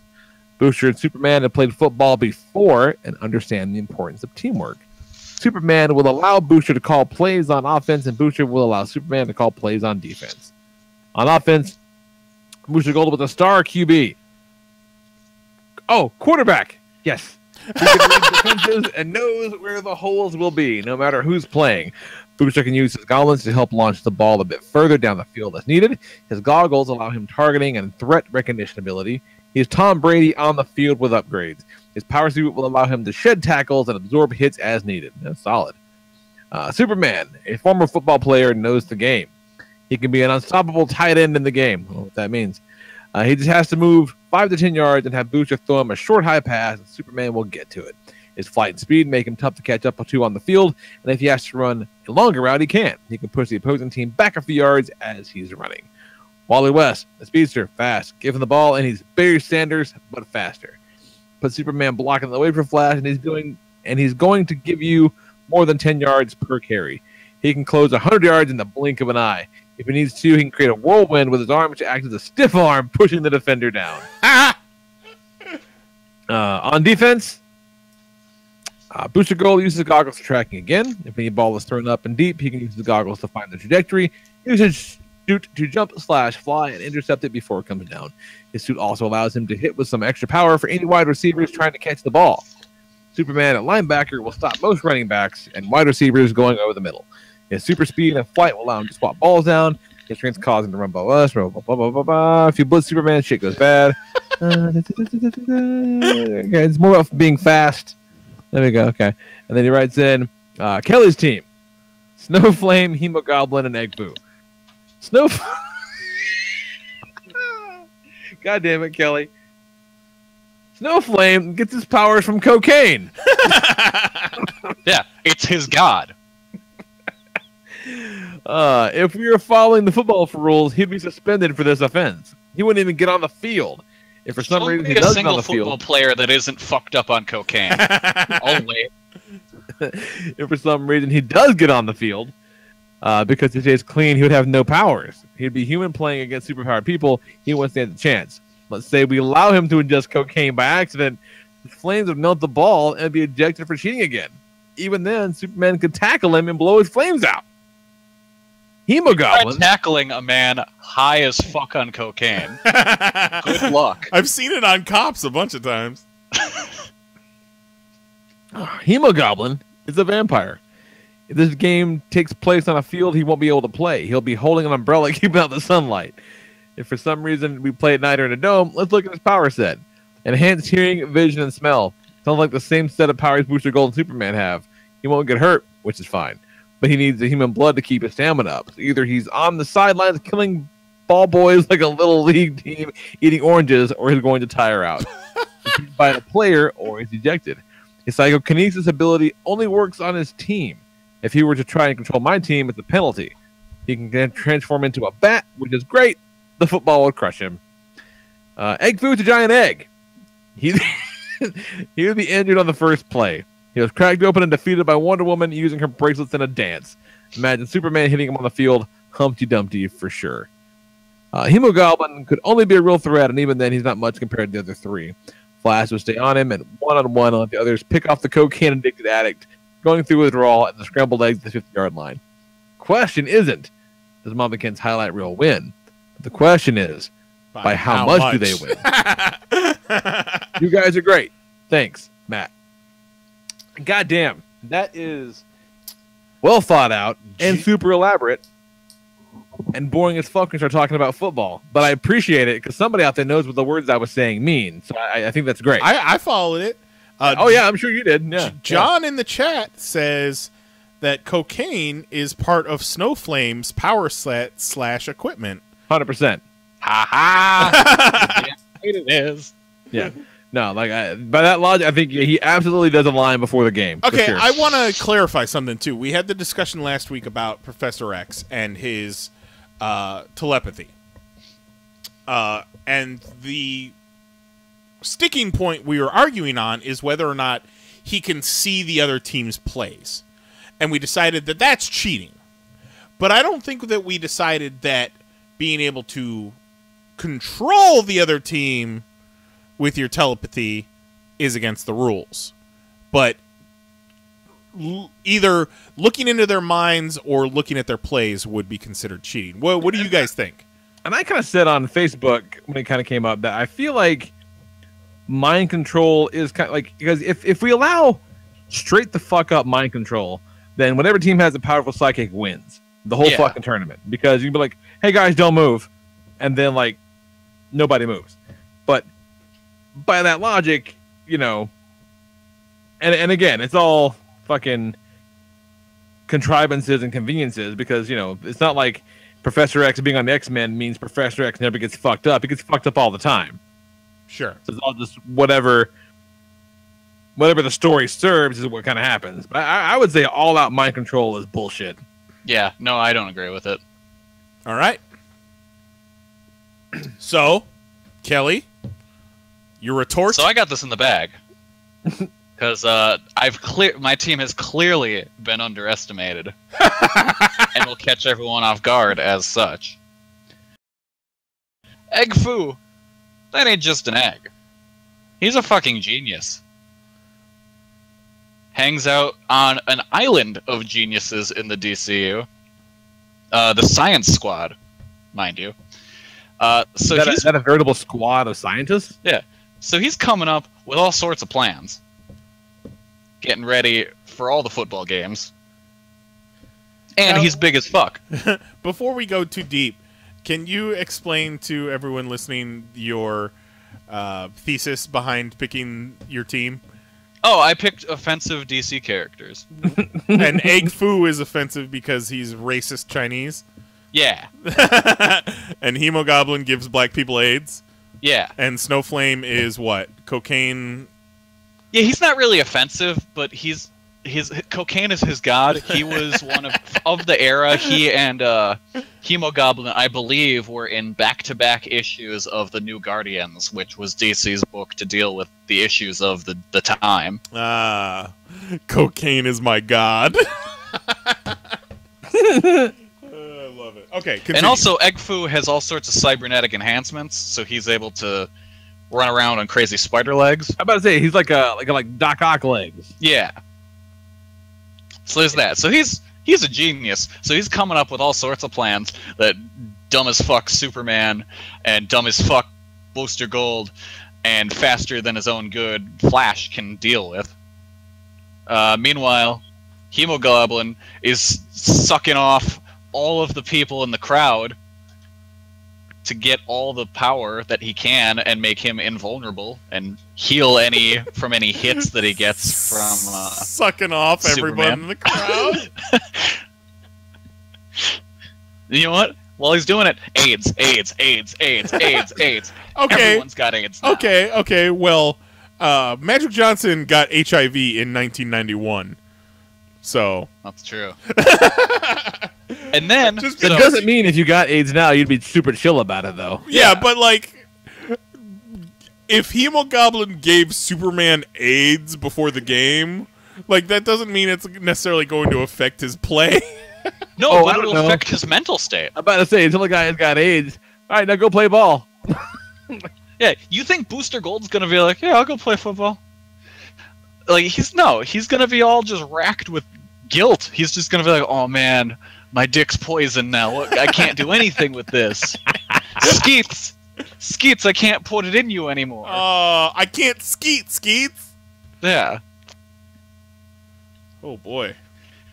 And then we got Snowflame, who, here's the best thing about him, goddamn immunity to pain. Oh, God.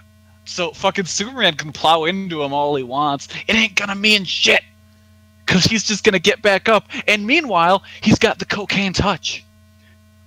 Touching him gives you a contact high. So he's gonna get everyone else fucked up on cocaine, and they're not ready for that.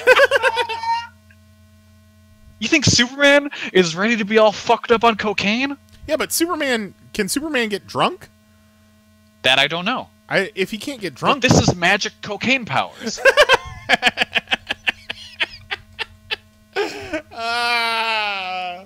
So here's the thing: that not only have they underestimated my team, nobody is ready for cocaine. Oh. Superman can't normally get drunk when he has his powers, so he can't get high on cocaine either. I don't know, but it's magic. It's magic. Superman is weak to magic. Yeah. Magic cocaine? I would assume.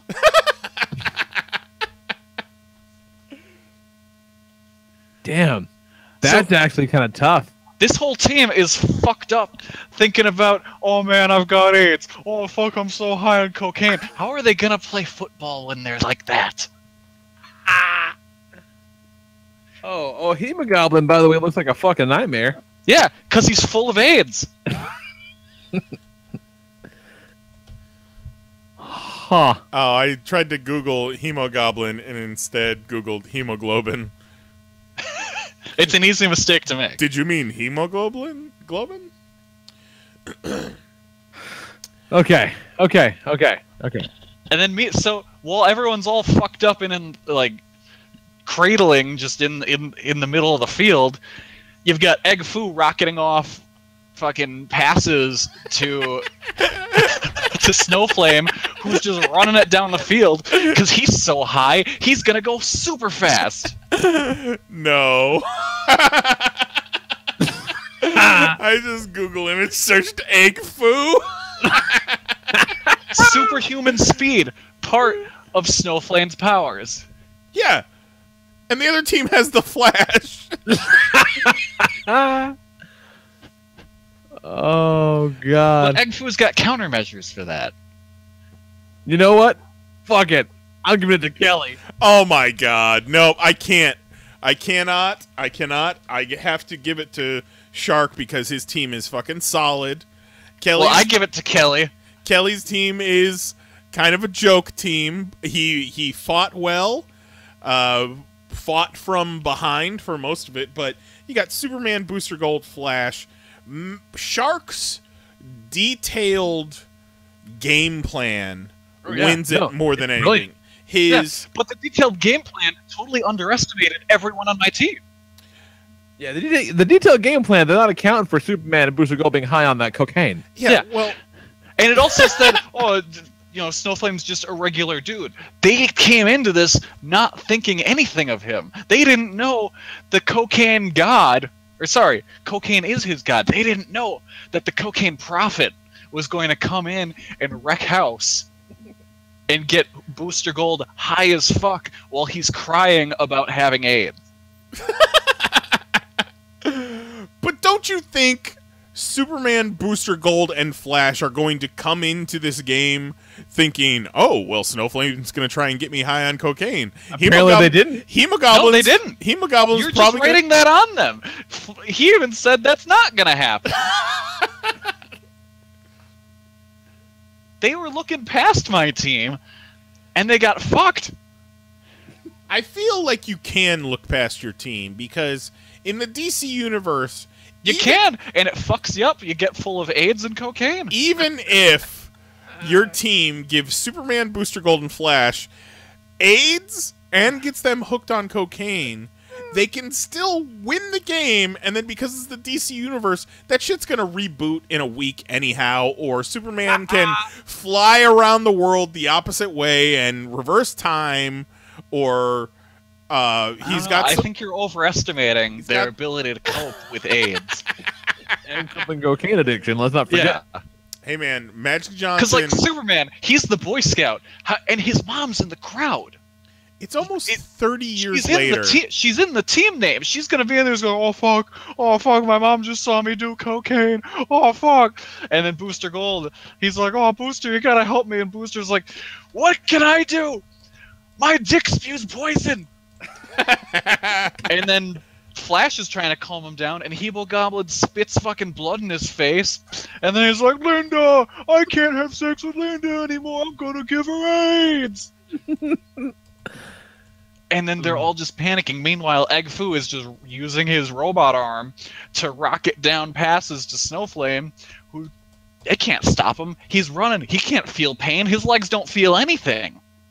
What if his legs are broken? No. Oh, well, John gave it to Shark. Yeah. I put the call out to the chat, see if there's any more votes. I know Sheila was in the chat at one point. But, yeah, as of right now, me and John give it to Shark, and Lee gives it to Kelly. This is bullshit. You're robbed. You know, if Jose was here, he would have sided with me. Probably, probably. But then again, I think Jose would have respected the knowledge of the game that Shark came with. Oh, I'm not gonna say that the knowledge of the game that was Shark also but played. Impressive. Shark played both ways. He had a strategy for both offense and defense. Let's talk about football knowledge for a second. Where did Shark finish in fantasy football? Damn. So, as the show's reigning top football man. What? Jose's not here. I'm number 2. That makes me the king right now. I mean, I was 2-time champ, so... Yeah. Was. Yeah, I ranked higher. Some past tense right there, motherfucker. Yeah. So as the top football man, I know the most. So Jose would side with me. I love it. I love it. Yeah, there's no telling. telling. That was fun. There's no telling what Jose would do, but I think Shark. Yeah, that's trying to predict the fucking wind. Yeah. To be fair, I'll message him and he'll read it a half an hour from now. And respond Thursday. Yeah, but that was a valiant effort, Kelly. Solid. With your offensive Solid. fucking team giving everyone AIDS. Oh, it's fun. I like it. So next week we got let's see. So Nines and I are going head on both of our first round teams. It'll be kind of fun. Both matchups next week? Our Fuck. DC teams and our Marvel teams are both going against each other. Oh, So, shit. Hopefully not the how about definitely not the same week? How about that? Yeah, I'm sure Zero will figure out a good... Because he's a goddamn gentleman and a champion is what he is. All right. That's it. Let's let's do the news. But before we do that, if you do want to kind of keep track of things, sound off, bitch. If you lose, that's part of the game too. Follow the population group on Facebook. You can email us, and also you can always check out the brackets at @zinc.org/sports. Yeah, if you're listening to this and you're not in the population group, DM me or something, because I locked the population group down years ago because we were getting a bunch of weirdos trying to get in there, probably spammers. So if you're not in there and you want to be in there, hit me up personally and I'll let you in.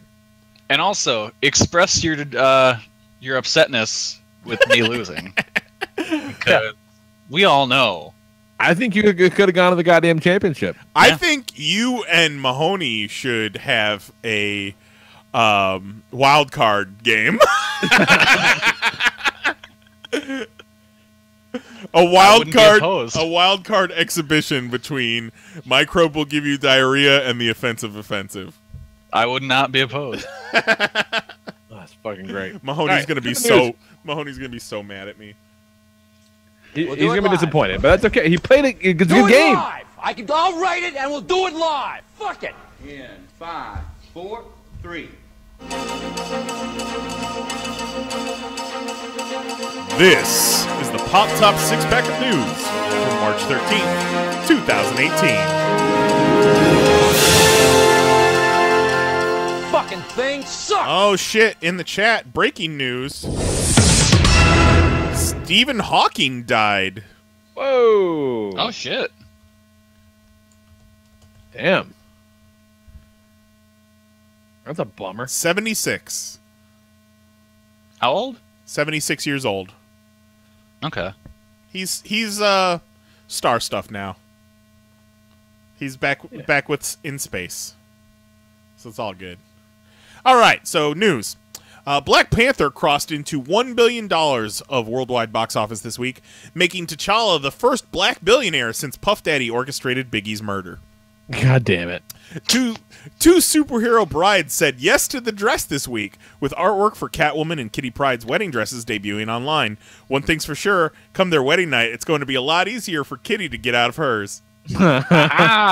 Toys R Us could close its U.S. stores as early as next week, and 2 weeks from now, all that will be left are Ghostbusters reboot toys.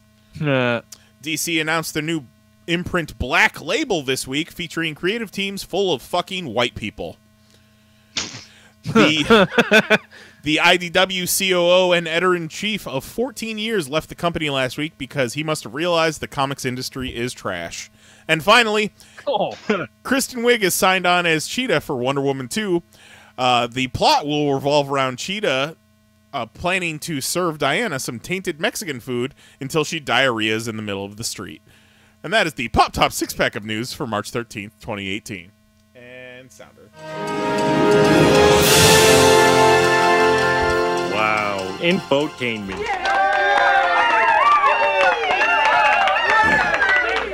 That was a Bridesmaids reference. If you get, I got you.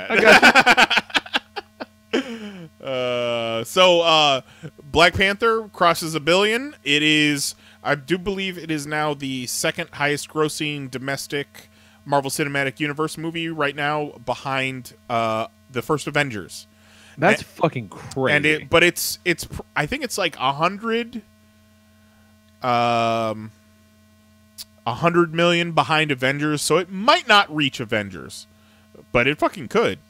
But it crossed Avengers: Age of Ultron, and it's in the top 10 highest grossing movies of all time domestically already. That's crazy. And like, adjusting for inflation, it's in the top 50 of all time. That's nuts. So good for you, black people. Now maybe you stop bitching, huh? Kidding. I love you, black people. That's fucking bonkers, man. Like it's one of those things where it's like, on the one hand, I'm like, yeah, it wasn't like that good though, but it was really good. I liked it a lot, but it's not like the best shit ever. But then you got to put it in context and realize it's so much more than the thing that it is. Yeah. I would rather a passable Black Panther movie make $1 billion because of its cultural relevance than a passable Ant-Man movie make $1 billion because of Paul Rudd. Yeah, fair enough. Well, I would say it's much more than passable. No, I'm just using passable as I'm with you. As a constant for the two. Yeah. Yeah, that's fucking bonkers, man. Good for literally everyone involved. And then surprising no one, they greenlit Black Panther 2 last week. No shit. No. And they're talking about like fucking spin-offs and shit too. I'm like, yeah, of course they are. Make all of them.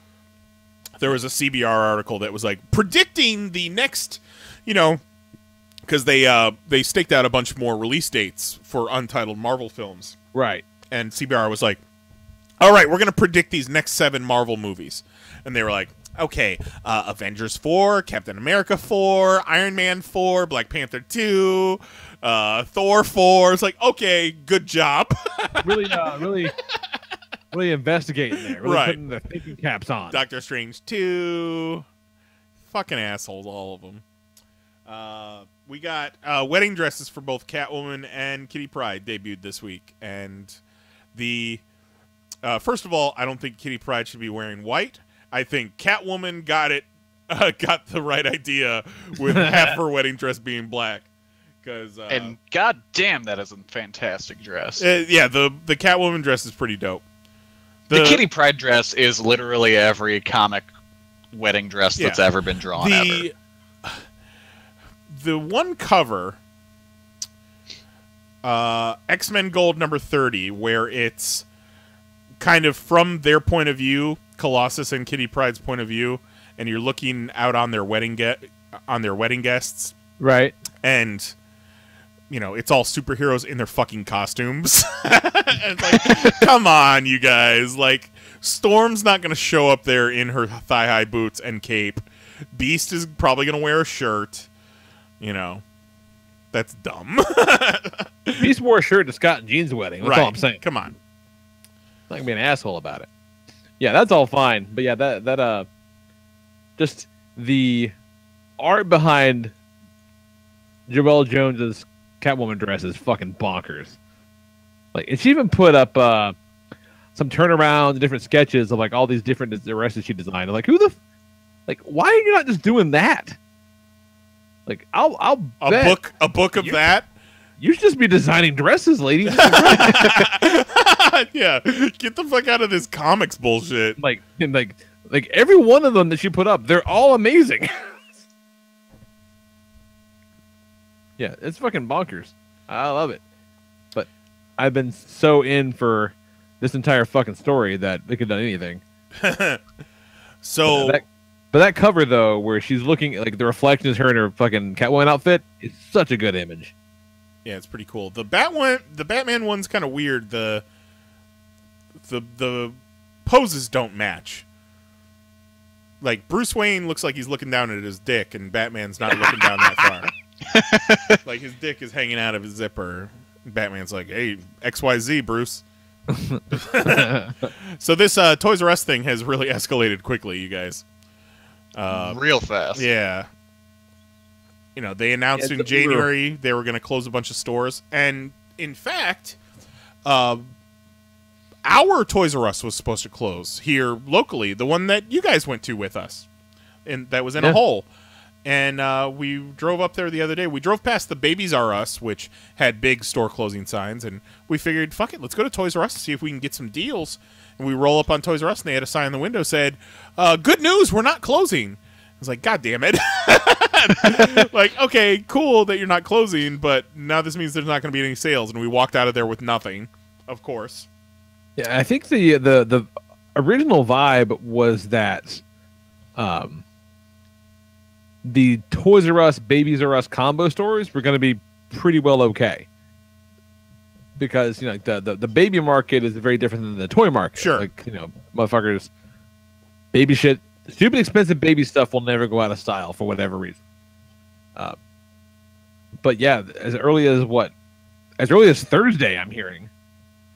Yeah, that's nuts. Look at all the stuff. We were at Toys R Us last weekend, and Zoe had a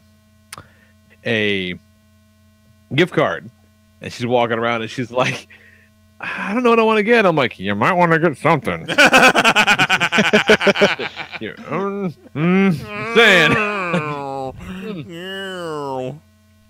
I have a whole lot of chance. Might not be here forever. It bums me out because I do like going to Toys R Us. Right. It's nostalgia, and we still like toys, so it's cool to look at shit even if you don't buy things. Yeah. Yeah, their model was bad.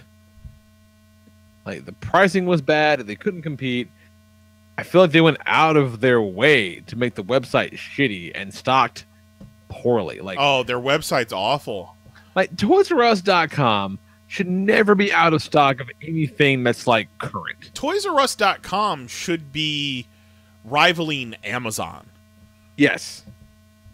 Or even just like Entertainment Earth or Big Bad Toy Store. Like, you should be able to go to Toys R Us and get any specialty toy that you want. That should have been their model. Yeah. Yeah. On top of, regular Toys R Us kid stuff and regular stock.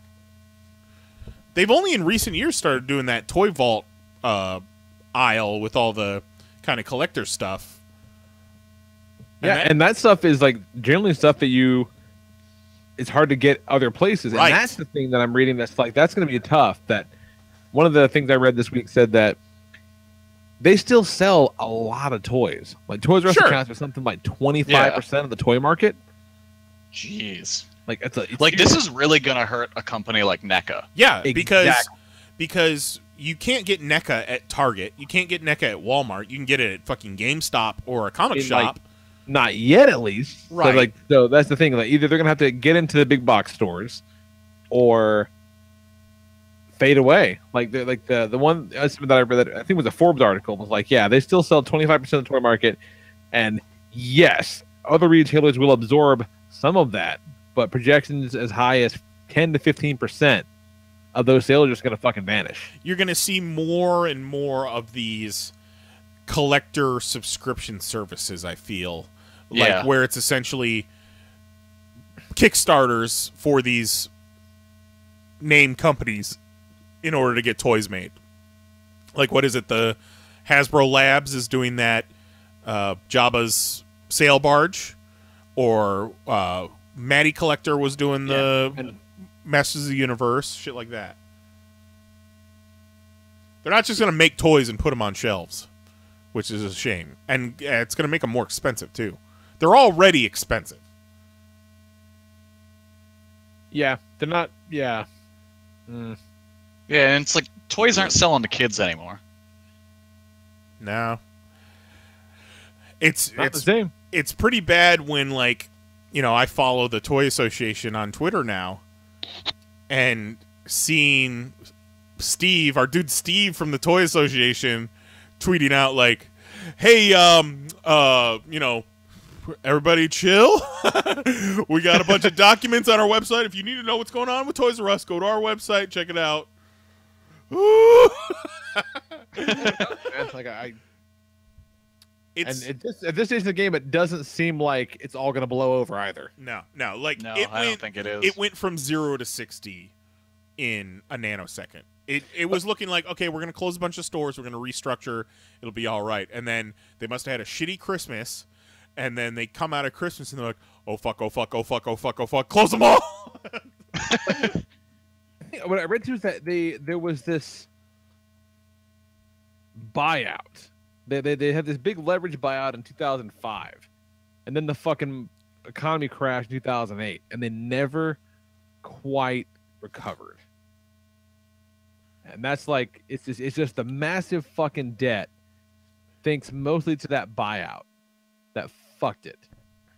And just the internet came and got big, and they just, it's so much of, you hear all the time the stories about people just not fucking getting on board with evolving as the needs of their customer base change and as the technology changes. Like, I have, like, once they started price matching, it was a huge deal. Like, because I was walking around Toys R Us, find some shit, look at it, see it for $5 cheaper on Amazon, and just wait 2 days.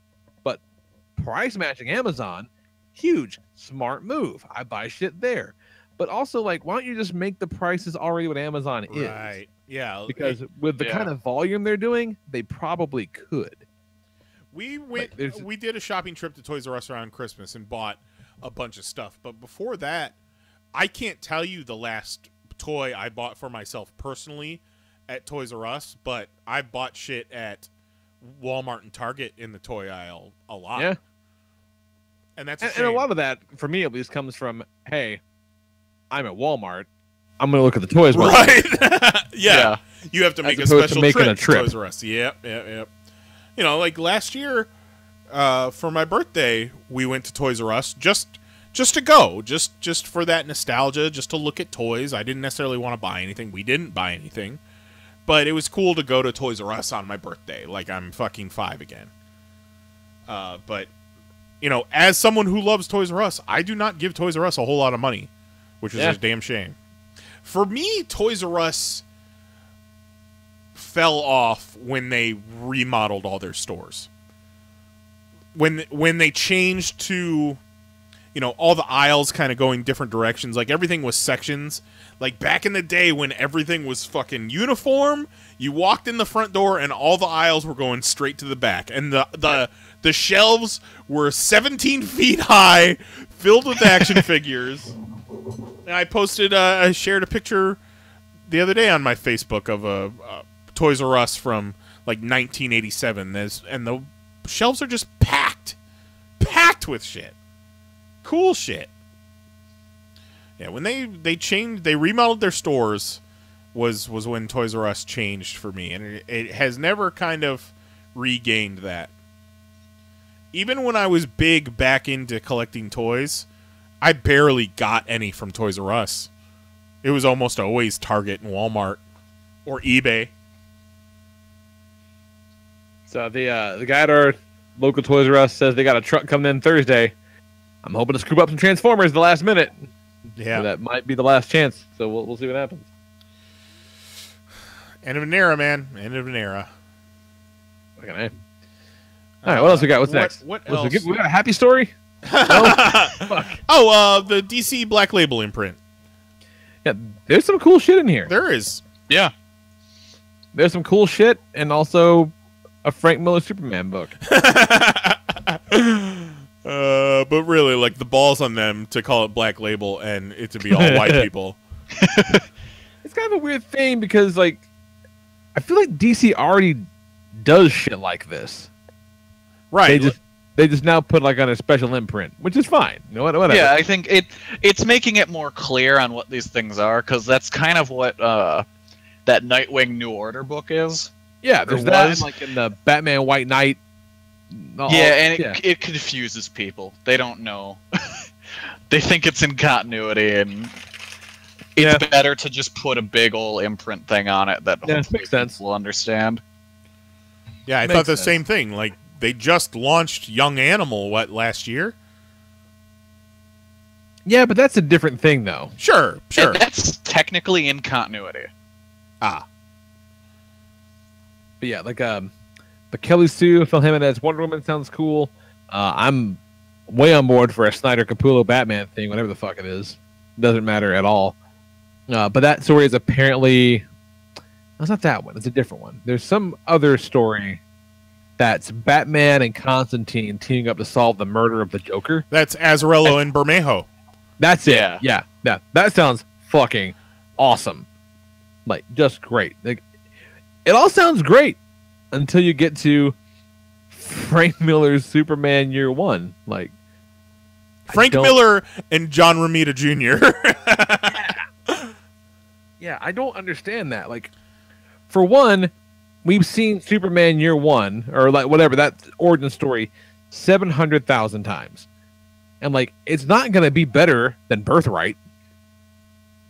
Like, Mark Waid's Superman Birthright is the perfect Superman origin story. So, if you're not going to do something as good as Birthright, it's going to be fucking weird old man fever dream Frank Miller Superman. And I don't want that. We'll be punching out Muslims. So, who the hell knows?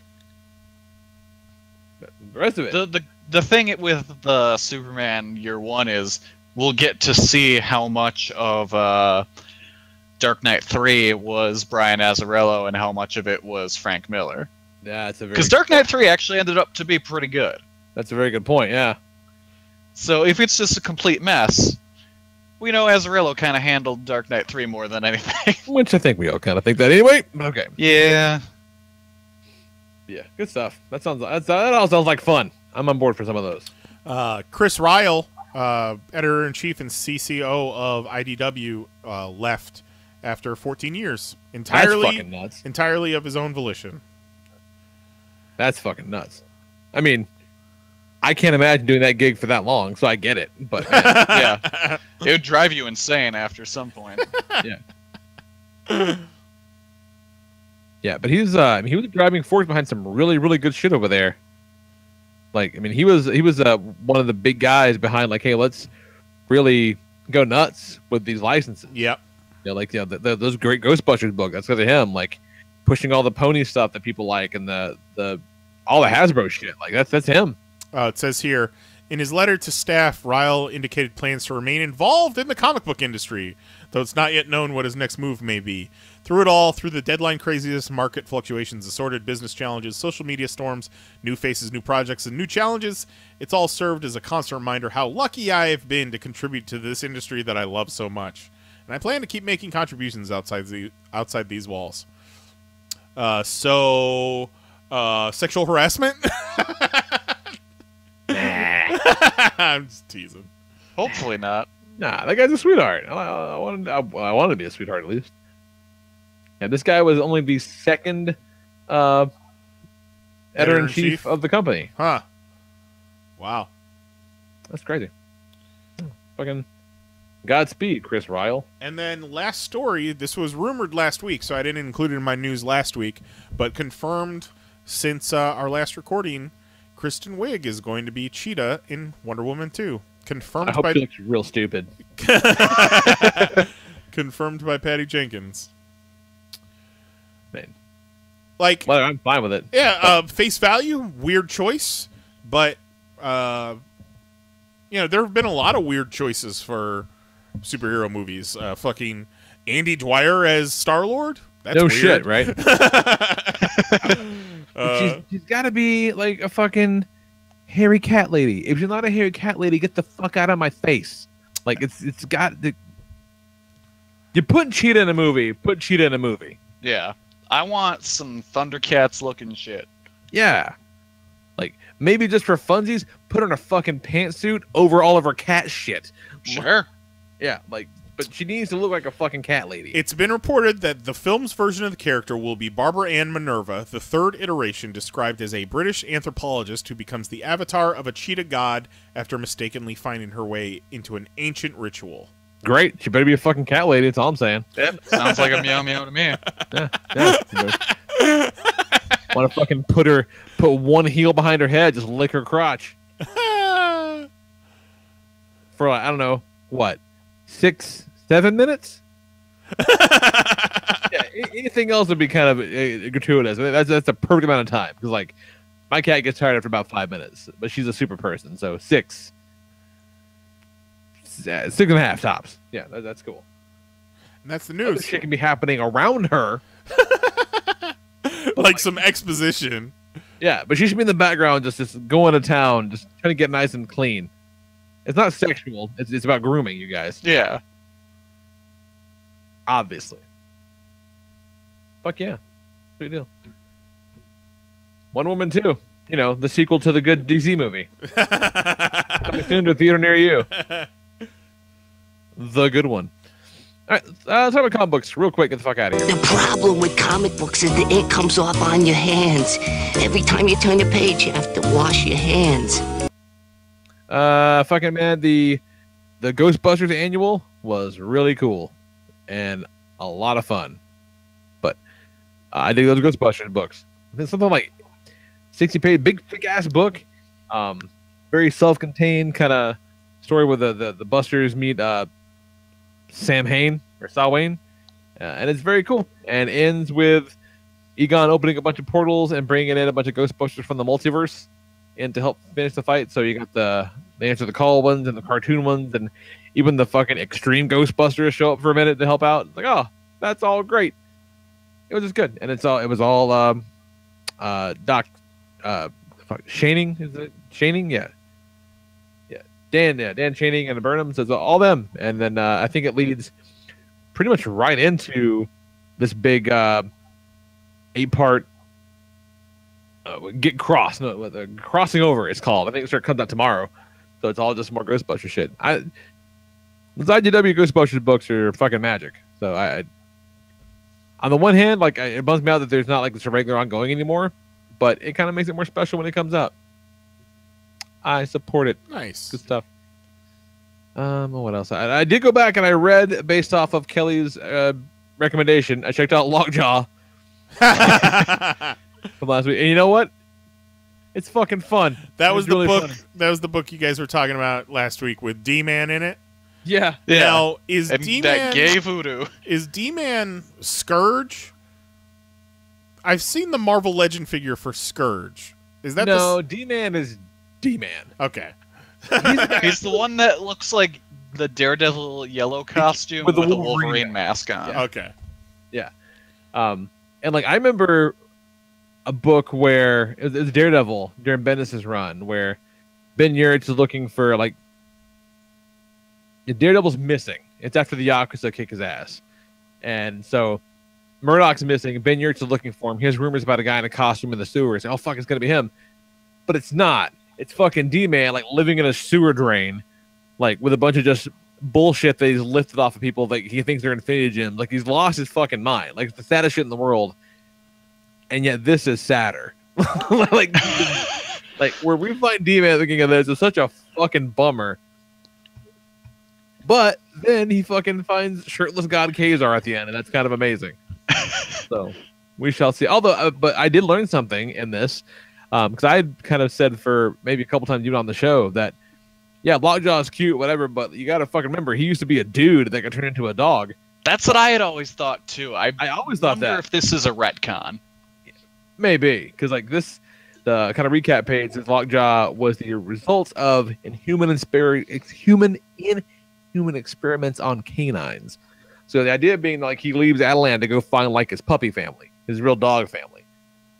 And so that's why the old lady that D-Man is hanging out with has like a 30-year-old pit bull. God damn. Because, you know, inhuman fuckery. But that was great. That was really great. The only good Inhuman book. Yeah, it very well may be. And then, you know what's actually pretty cool? This Doctor Strange Damnation thing. Is it? Yeah. Like, I wasn't going to give it the fucking time of day because fuck Secret Empire. But I'm already reading Doctor Strange, and I happen to be reading a lot of the books that kind of cross over into it. So I figured, what the hell? And it's good. It's pretty cool. It's, you know, it takes place. It's Secret Empire adjacent just because, like, you know, Vegas died in it and Strange brought it back. But it's solid, and they seem to be doing a pretty good job with, like, you can just read the Damnation miniseries, or you can just read Doctor Strange. But if you read the tie-ins, it kind of help, but they're not necessary, which I like. It's not like, you know, part 1 is this, and then part 2 is in Moon Knight or whatever the fuck. Like, well, that's good. Yeah, that bums me out. But it's pretty cool.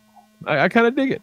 Mephisto has turned a bunch of events. He's turned Hawkeye, Black Panther, Falcon, and I think Thor into Ghost Riders. Kind of fucking dope. And so Wong and Steven's cool ghost dog buddy assemble a team to kind of take him out. So he gets Moon Knight, Blade, Man-Thing, Iron Fist, Ghost Rider, and Dr. Voodoo. Brother Voodoo. Like, hey, let's go fucking save Street of Strange. And Nilsa Bloodstone is there too. But there's a great bit where Wong's kind of going over the plan with them all. And Elsa Bloodstone's like, why the fuck is Blade even here? All you do is fight vampires. Like, I fight monsters all the time. I've never even once fucking seen a vampire. And Blade just says, yeah, and you're welcome. Like, that's a pretty good line. Yeah, it's good. It's solid. I would recommend picking that up. It's good. Damn it, now I have to read that. It's fucking cool. It's really cool. Damn it. Yeah. And then last thing I'll talk about real quick is Amazing Spider-Man 797, which is the beginning of Go Down Swinging, which is Dan Slott's last Spider-Man story. And I'm really glad, because, like, this motherfucker loves Dr. Octopus. Like, yeah, he does. And, like, Dr. Octopus, fine. But, like, he's not the greatest Spider-Man villain. Like, he's just not. Like, the Green Goblin is the best Spider-Man villain. So, going out on a Norman Osborn Green Goblin story, yeah, I'm all about that. I'm all about that.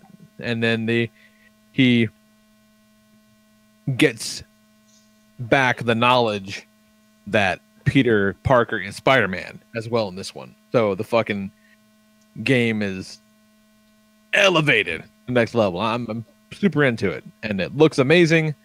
The frame of the story is Norman talking to someone he's got held captive, and he's talking shit about how he has to find Spider-Man, blah blah blah. But like, through the story, they weed out possible, like, who was on the chair, who is he talking to, and they weed it out over the course of the story until they reveal it at the end, and it's a damn good reveal. It's good.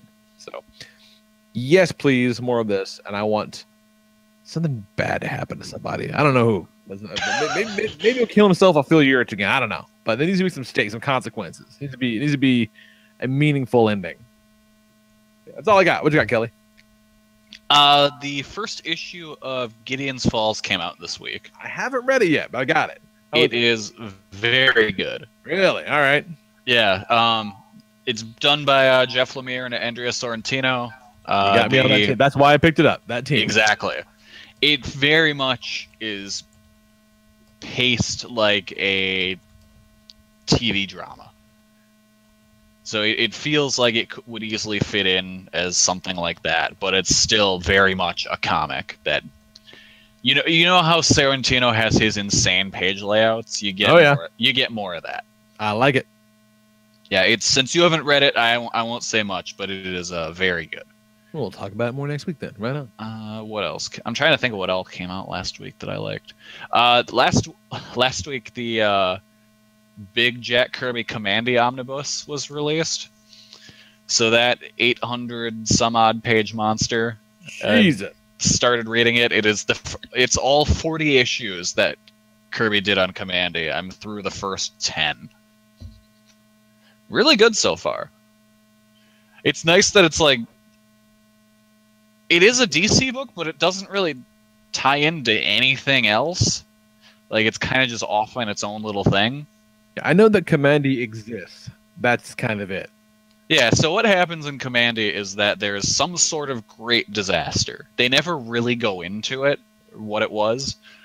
But what happens is Commandy is raised by his grandfather, or that's what he calls him, in this like underground bunker. And at some point his grandpa dies, and then he kind of wanders out into the world and discovers that he's like one of the very few intelligent people left alive. And humans are seen as animals, and animal people are the humans now. Oh, all right. So he's kind of just immediately dropped into this war between the tiger people and the gorilla people. And everyone keeps seeing him, and they're like, what the fuck is this animal doing with his gun? Take it away, it's gonna kill us. That's fucking great. Yeah, and so he's constantly having to explain, it's like, no, I can talk, I'm an intelligent person. And they're like, oh, you silly animal. And they're like, say, oh, he's gonna be our pet now. That's kind of funny. And so he's also come across some other people who were part of experiments, and they have like these fusion reactors on their chests that they can press, and it turns them into like metal people. So he's got friends that can just go around punching whatever they want. So that's always helpful. Good guy to have around. Yeah. And then it's just them going on adventures trying to figure out what the hell happened to the world. And one of my favorite things about it is the idea that this is what happens to the world if Kirby's OMAC doesn't save the world in it. Okay, yeah, sure. Yeah. So, like, I don't know if that's what he was intending for it, but based on when they both came out, it makes sense. Sure. Yeah, that makes sense. Yeah, it's a super fun book so far. I'm only a quarter of the way through, so I'm sure I'll be talking more about it in the weeks to come. It makes me think. It makes me think about Zootopia. And could you imagine, like, the basis for Zootopia is that those animals just took over the human world and just replaced us? That'd be cool. But it's a Disney movie, so they don't want to show that. Yeah. I was thinking about Zootopia the other day. Like, where the fuck are all the birds? And they don't go into, like, sea life either. Yeah. Like, what? Like, there was some fucking horrible global war, and the mammals, like, beat out the birds and fish. Like, there's no lizards, no reptiles. Like, there's some dark underbelly to the world of Zootopia. We haven't seen it yet. You know what's real fucked up when you start thinking about it? Cars. Because you ever seen the pets they have in cars? They're just smaller cars. That means they keep midgets as pets.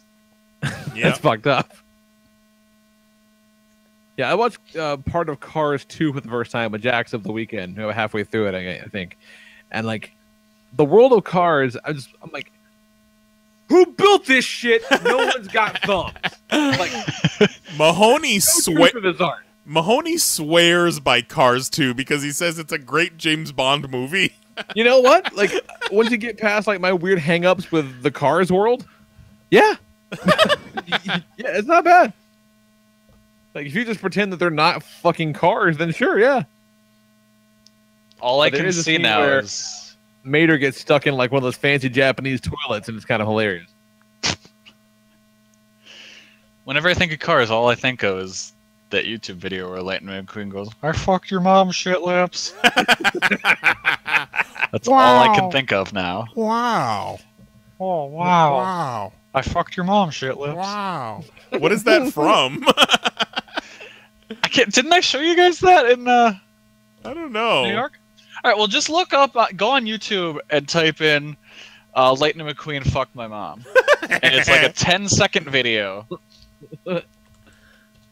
And it's a good time.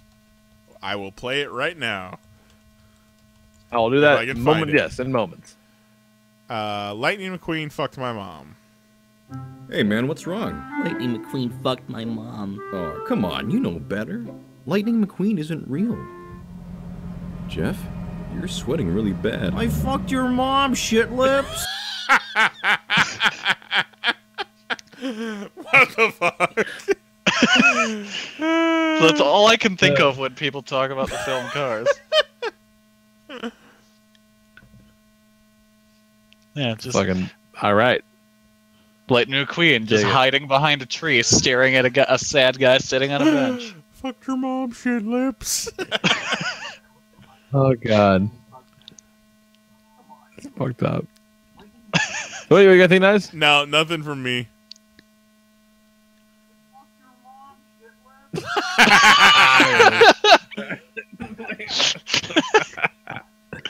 All right. Okay. Why not? It's somehow even Fuck it. better when you hear it in the distance. I think we got our title for this week. YouTube's gonna love it. Sounds like Lightning McQueen's like yelling that at Jax. I fucked your mom, shit lips. Oh, that's good. All right, let's wrap this shit up. Yeah. Because I am exhausted. I might actually die if we don't get to bed soon. Aw. Yeah. Email us, popcast@PanelsOnPages.com, or leave us a voicemail, 616-951-1POP. Keep your eyes peeled on the population group, or at thezinc.org/sports. Keep an eye on the next week's matchups. You may be next. It's entirely possible. Pay attention, fuckers. I don't know why that was so aggressive. I'm sorry. I'm very tired. It was uncalled for. I didn't mean it. You're all lovely. Lee's like, cocaine is my god.